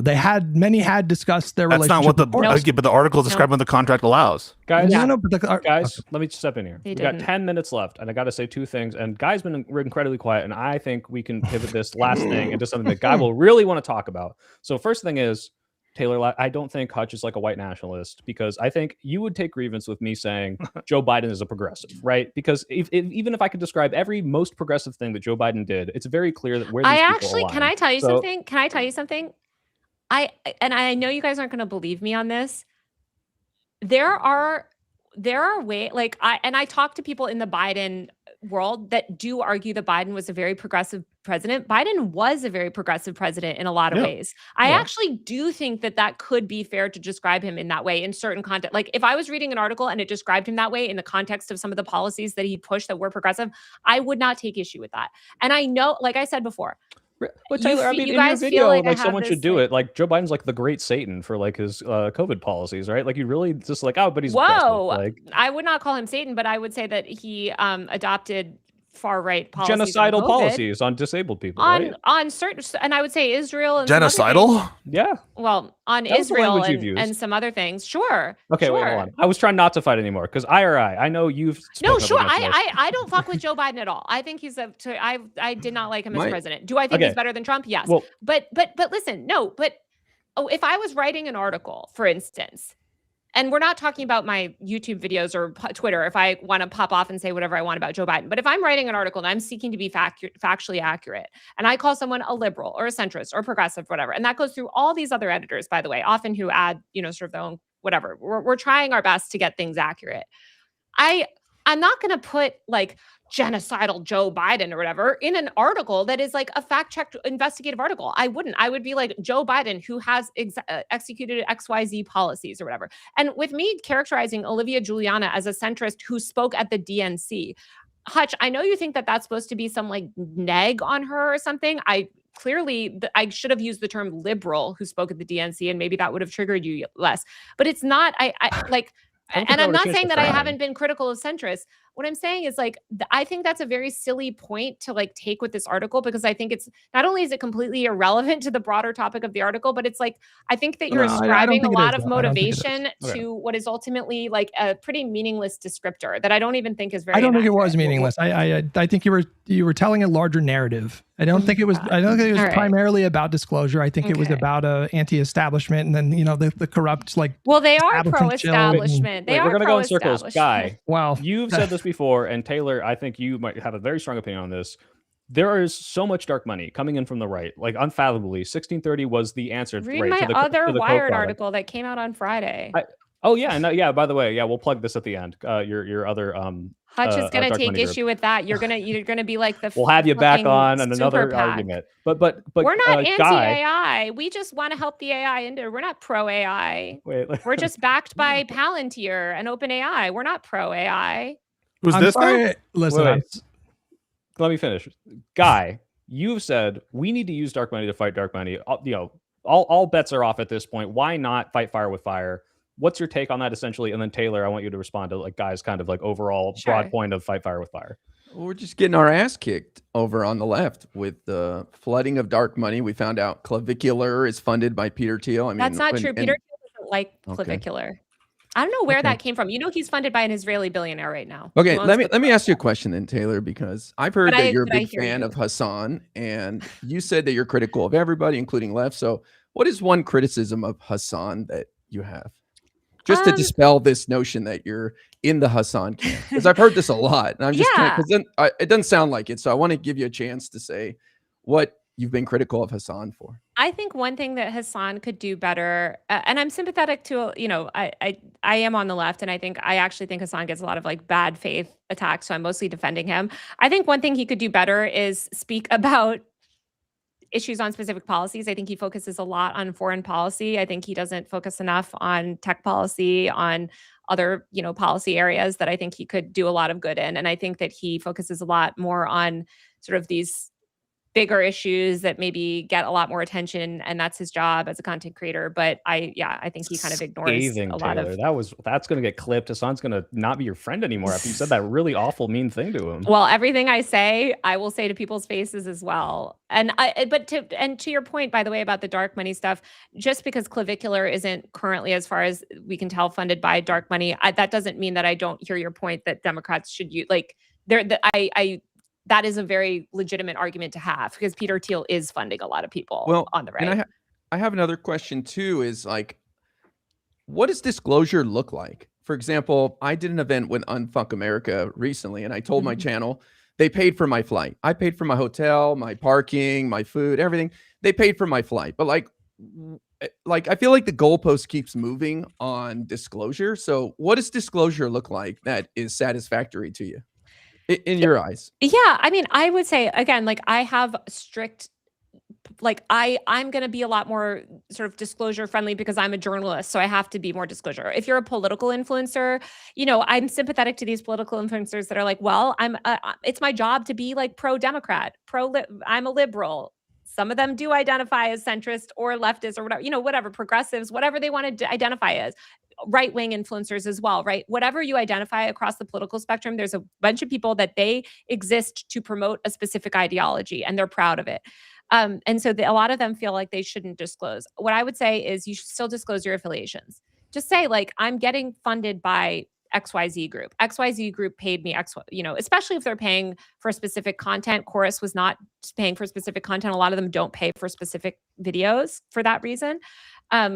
Because they don't have to disclose as much, it's sort of the norms are not there around disclosure. But I would say just try to be as open as you can with your audience and have some sort of, Would that be satisfactory for me to just go on stream once and say, hey, by the way, they paid for my flight?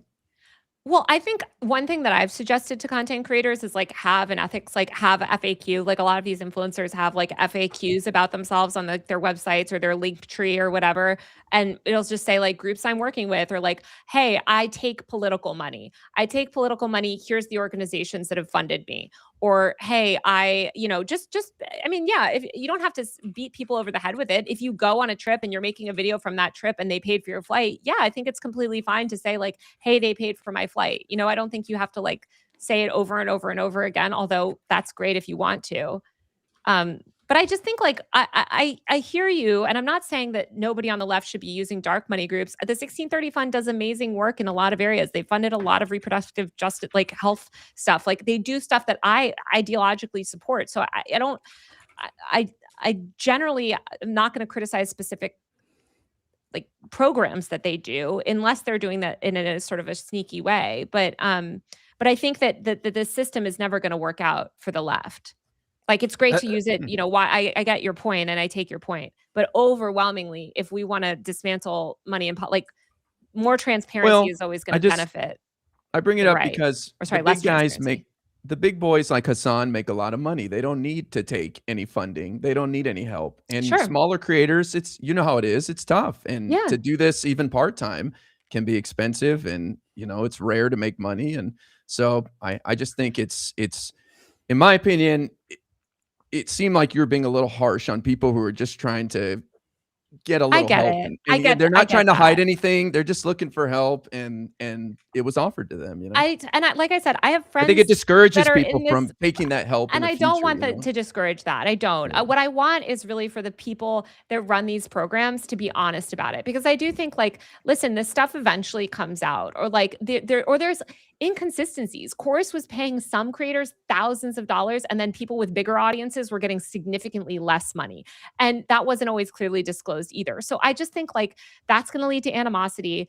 If I didn't break this story, these people were going to go somewhere else, right? And it was going to be public. So I think, in the interest of transparency, in the interest of just, like, not also giving the other, like, giving critics fuel, why not just be open about it, you know?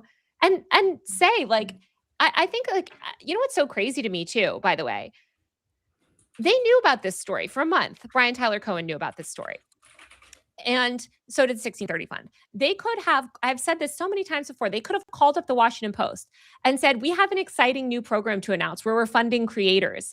And we're going to be giving $8,000 a month, and it's really exciting. And we're going to give you, you know, whatever journalist writes about it, access to some of the content creators. And we're going to make it this exciting announcement. Not only would that have taken the wind out of, like, my story completely, I wouldn't have been able to run my story, but also it would have framed it in such a positive light.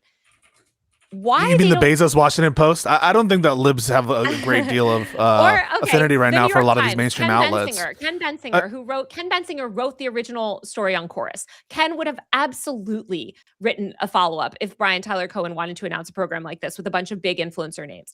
There's so many media outlets that would have. Or they could have just announced it online. They don't even need to go through media. But I'm just saying, like, instead, they intentionally chose to try to attack the journalist, remain secretive. It's so unproductive.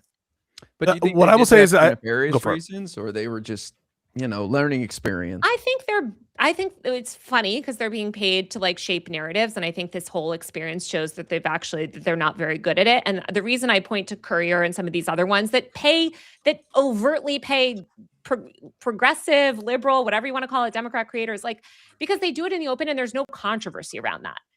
Like, there's no, like, you know, even somebody like Kat Tenbarge, who's an amazing journalist in her own right, but she's been doing stuff for Courier.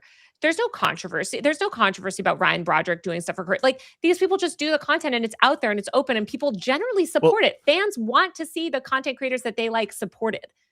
Well, the frustration, I think, and why I think there's more controversy here, and I'll tell you why I was frustrated, is because of the reaction, which I think we all now agree was unfair. The ones that relate in that there's specific sort of ideological restrictions on what is being said, and some of the notions that it specifically relates to Israel-Palestine. I think that you know, that the article, there is something newsworthy to the actual article, which is the non-disclosure aspect. I think that this all should have been resolved by just disclosing what's going on. But understanding that we're all in a fucking emergency right now, and we're all trying to fight a fascist government, and we absolutely need to fund creators and programs like this. And so I was very frustrated. Sorry to interrupt. We should also know, like, you know, with the Israel stuff, for instance, like, know the qualifications. Like, they never put out public call outs for, you know, to join Chorus. And I think that's such a mistake. Like, a lot of these other creator programs, especially on the left, I don't know about Unfuck America, but certainly there's a lot of other, like, smaller versions of this. And they'll put out a public call out like, hey, we're looking for creators. We want people under the age of 40 or people that appeal to women. We're looking for beauty and lifestyle creators that are in, you know, that lean progressive, whatever. They'll put out call outs for creators. And they say, this is what we're evaluating people on. These are the views. We don't care about this. We care about this. Or you're not held to specific, like, content, you know, but there's just no transparency in this program. And with that lack of transparency, you get speculation. And that's why I say to anybody that says, well, most of them are not pro-Israel, most of them are not whatever. Okay, then release the roster so that we can accurately, identify, release the qualifications that you're using to judge who gets into the program. Other people put this stuff up online. But Taylor, if you make that claim, I feel like it's on you to substantiate it. When you make the claim that 90% are primarily pro-Israel, I think it's of on the ones you that we identified. Sure, the ones that we identified. But as we discovered tonight, your sort of like basis for categorizing people in these ways is, I would say, dubious. Well, that's your opinion, but I guess we're going to, just disagree on that. But that was my characterization of my commentary on my article, which is just commentary on an article. So I'm sorry that we're going to disagree on that specific point of commentary on the article, but you can read the article and everything stands very clearly in the story. Let's end on that note, Taylor, that we do agree to disagree. Also, read my other reporting. Yes, read the article Taylor, that I published on Friday. Hutch, other than that, I have. I've linked your article in the I description about this, the Palantir, and this. I read it. I think this is frankly kind of scary that you can just label anything an ad, and this is paid propaganda. You don't have to say where it's coming from or what the agenda is. So yeah, everyone, please go check out Taylor's new article. But anything else, Taylor, that you're shouting out? Any appearances? Any books? I mean, I didn't even know you'd written a book, but yeah. Well, I think Pisco already knows what I'm going to say, which is we have to kill these identity verification laws and mass surveillance. We didn't talk about it. It's so frustrating that on a Lib and Learn podcast that we are witnessing the decimation of our rights, of our civil liberties under a fascist government. The Trump administration is rolling back free speech protections at a rate that we have never seen in our lifetimes. It should horrify people.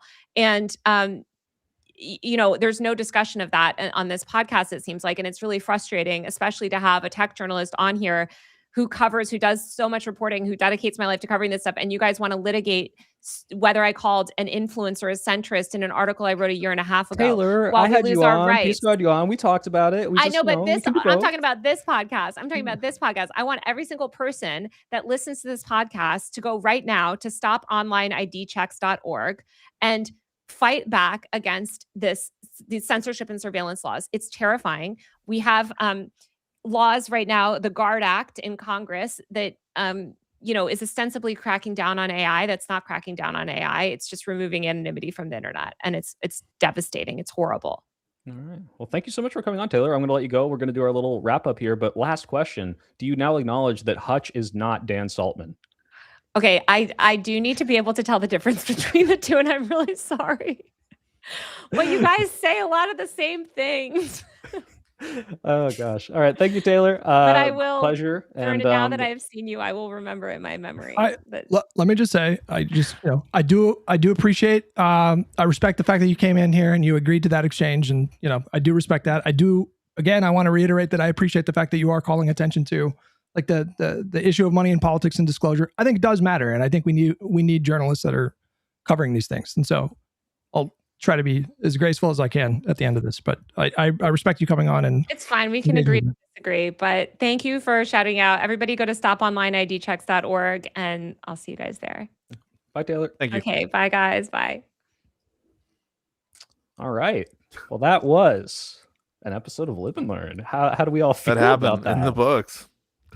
I mean, I think the centrist point is fucking stupid. That's just my view. I have issues with the contractual language of the through thing, but I didn't feel like those were aired. I just think like calling a centrist or not, that's like it was just indicative of the slant, right? This is what Hush was trying to point this as like a narrative. I think the title is the best. Yeah, sure. Focus on the title. Yeah, the title and then the tweet which you did, which was good.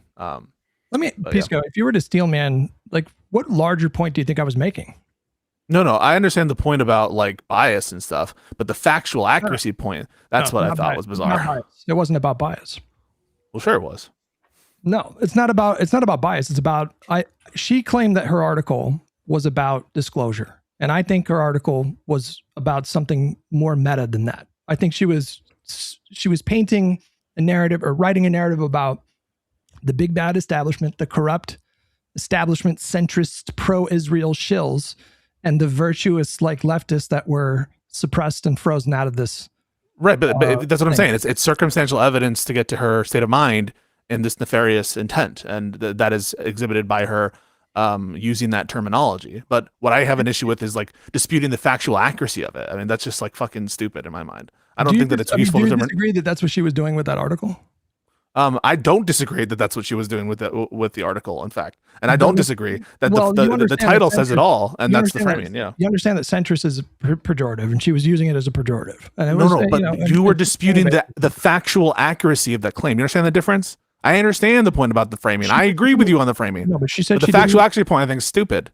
She said she didn't insert her opinion. She clearly did a number of times throughout that article, and that was one of those times. Absolutely, using that label was an intentional choice based on her opinion. Are you hearing me, Hutch? I'm not saying that she didn't have opinion and the framing was absolutely biased in ways that you've called out. What I'm saying is disputing the factual accuracy of it. That's what I think is fucking dumb. Like Biden calls himself a centrist. You know, he says I'm a centrist Democrat. She called herself a progressive, dude. Okay, she called herself a progressive. She was a executive like director at a progressive like think tank. You know, like you were trying to dispute whether or not she was in fact centrist. You sound like Tucker Carlson. That was wild. The white nationalist. You didn't say anything in Hutch's defense, Pisco. What was that about? But no, I thought Hutch was your boy. She understood the point that I was making. She avoided it like the plague, so much so that she was willing to call AOC and Bernie a centrist. I mean, give me a fucking break. Great. Like, that was ridiculous. No, she's but the thing is, I think it's more effective to underscore what she is in fact saying. If you underscore the fact that all you mean by centrist is Democrat aligned, well then trivially, right, that would make anybody who's aligned with Chorus a centrist. That's because then that would make AOC and Bernie a centrist. It's okay, silly, but I think that's more effective than trying to like suss out whether the in fact accuracy of centrism from some objective stance independent way. I think that is just like an exercise in futility, and it makes it. I think it makes a critique not land as much if you focus on the title. I think in the tweet or whatever, and also like just the structure of it. It wasn't my favorite. I felt bad for IRI, but yeah, no, I have issues with the piece, and I did at the time, and still do, frankly. And I don't think there is a satisfying answer on the methodology point that we both raised on the Israel stuff. Like, how are you deciphering whether or not these creators are pro-Israel or not? And it's their lack of comment on genocide, and it's the subset of a subset, and that should have been obvious. I mean, yeah, that's what I mean. But I think the focus on like the weak criticisms, and I think a weak criticism is the factual accuracy of the centrist point. The weak criticism, I think, is also whether the contract forbade the disclosure or not, when there doesn't any evidence that the contract does not forbid the disclosure, and they have lawyers who are looking at it, and so I trust that it probably does. That's what frustrates me, and that's why Well, I mean, like, so again, it says like according to the contract, and then it starts with like they're forbidden from disclosing their relationship with Chorus or the 1630 fund. But if she was already aware that influencers had previously, discussed their relationship with Chorus, and so clearly that means they're in breach, Hutch. That means they're in breach, or it's not being. Wait, hold on. The thing is, that's your difference between. There's a difference between the letter of a contract and whether or not it's actually being. I understand. Oh, I understand that. Yes, and it's a journalist's job to suss that out and to confirm that the letter of the contract is being enforced. And she didn't do that, and she could have. But the one thing is saying that she's not raising. We could go so far on this. The point is that you agree with us that there is an ideological slant to the she is 100%. That was what. Do you guys forget me debating this? Do you forget me debating this issue and me having the stance I do? But the thing is, I think the structure of it is of the interrogation aspect of it. I didn't like it, and I thought some of the points that we were dwelling on were stupid. And I did feel the need to speak up when I felt that there were parts of the article that were just factually accurate and that were just like literally true. And that is a thing that drives me crazy. And I'm always going to speak up on that when I hear that. One last thing I'll say is, yeah, in general, I think we all agree on somewhat of the disclosure aspect. We all criticize these rightoids when they all like congregate and don't disclose all the shit that's going on. I think that point should be taken in good stride. And we should encourage people like Brian and David, who I respect, who I like, to do shit like this. And I think Chorus is based. And I think that they should be funding dark money groups to support Democrats all over the place. Well, I'm still shocked at her scathing criticism of Hassan there. I don't think I've ever heard someone get taken down so hard. I can't believe she said something so awful about him there. He's gonna be pissed. Holy shit. And I think that said a lot in her answer there. But she got awfully defensive. I don't know what's the story there. I did not follow the Chorus thing as closely as you guys, obviously. That's why I stayed out of it. I didn't dare try to change the subject or interject. And you guys just seem like you're doing something and you're focused on it, which is fine. But boy, she was super defensive. And I don't know about you, but I'm proud to like talk about whatever I do. I'm not getting hurt. She seemed like genuinely pissed. Did you disclose that I purchased that hat for you? You gave it to me with money that I use. What do you mean with money? Well, where do you think I got it? You think I manifest these hats, they just grow out of my head? No, I paid for that. You got a bribe from me. Thank you for the sweaty hat off your head.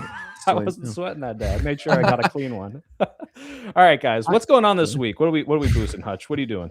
Just regular stream. Thanks you guys for tuning in. I didn't, I gave you guys a heads up that I did do like literally like fucking 12 hours of prep, and there were so many other things, but we kept getting stuck because I felt like she was being evasive, and I didn't want to like let a lot of that stuff go. But I appreciate you guys giving me that time.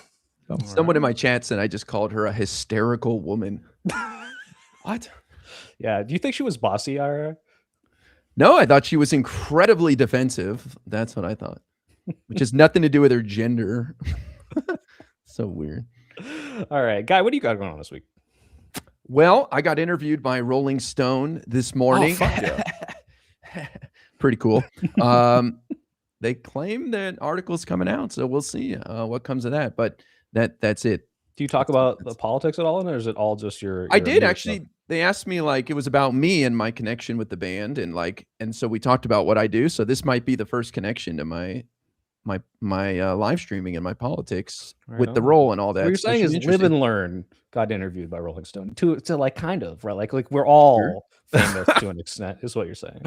They might be watching tonight because she said she would check out my stream. So, yeah. Pisco, what's up? I'm interviewing a candidate for a Democratic race. I'm not going to announce it just now on Thursday in the morning, which will be fun. It's against an incumbent Democrat, and I'm giving her the space to talk about her case for why she should win the nomination there. Additionally, also working to do the TikTok debates, to get those back up and running right now. But we're doing morning streams this week, and so tune in if you'd like to do that. And are you collabing with Guy? I saw him triple team people at UFA, so like he's definitely open to having a person next to him. Listen, I think IRI is like a really good person to have as like a wingman in those debates, or even taking the lead at times. I think he's very like level-headed, and he's really, I think, rhetorically effective in all those contexts. And so I'm always very proud to see IRI like wherever he goes, just stunting and sounding like very reasonable, whatever he gets. Even I think in this interaction with Taylor, I appreciated the way you came at it, which was open-ended. Like, how would you disclose? What standard would you set? And I think that keeping it open like that is very a contrast to me, which is like usually more restrictive. And so I'd like to see it. And so kudos to IRI. I appreciate it. Also, I'm in a CNN thumbnail, which is cool. For the nice. Unfuck America stuff. Yeah. That's nice. Thank you though, Pisco. I appreciate you, bro. Yeah. I hope you do your TikTok thing because you bring a different perspective. Everybody's got their own flavor, so the more the merrier, bro. Pisco, is it true that the picture that IRI and I took that I sent to you, you described us as your Jews? I certainly did not. I've but I did see someone. I've seen a nickname for you, Soy Pill. Can I say it? Do I get the Jewish? I don't know. Can you? Do I get the G word pass? The G word. The goy pill. I've heard that. Goy isn't a slur, so you can say it, I think. All right. Well, I don't know. Listen, I'm not read into everything. All right, bro. You're scaring me with these questions, Pisco. I do want to get at some point some conservative voices on Lib and Learn at some point, and that's why I'm angling for like Ashley Sinclair. I think that would be like a great just to pick her brain on like these different internal group chats and stuff. We'll ask her. Yeah, after that conversation, she will so be overjoyed to hear from us. But listen, we got to leverage what we can. Not burned yet. All right, she just texted me. I haven't read them, but it's probably like I had such a great time. Hutch is amazing, but I'll go look at those in a second. Plugs on my end. My new video's out and it got demonetized, but I got it back up and it's doing really well. So thank you everyone who watched, and go watch if you haven't. And I think I'm gonna do, because I'm almost at 200K, like another Team stream with the community on Thursday or Friday. So if you guys want to do that, check that out. Oh, and Ukrainian Anna wants to defend ethnostates to me because apparently I'm too American. So that's should we have her on at some point? That would be fun. We should. That's a good idea. It's a little harder to schedule because of the whole Ukraine and random Shahid attacks. But we should absolutely. Awesome. All right, cool. Well, thank you everyone. It's good to see you guys. I'll see you next week. Bye, folks.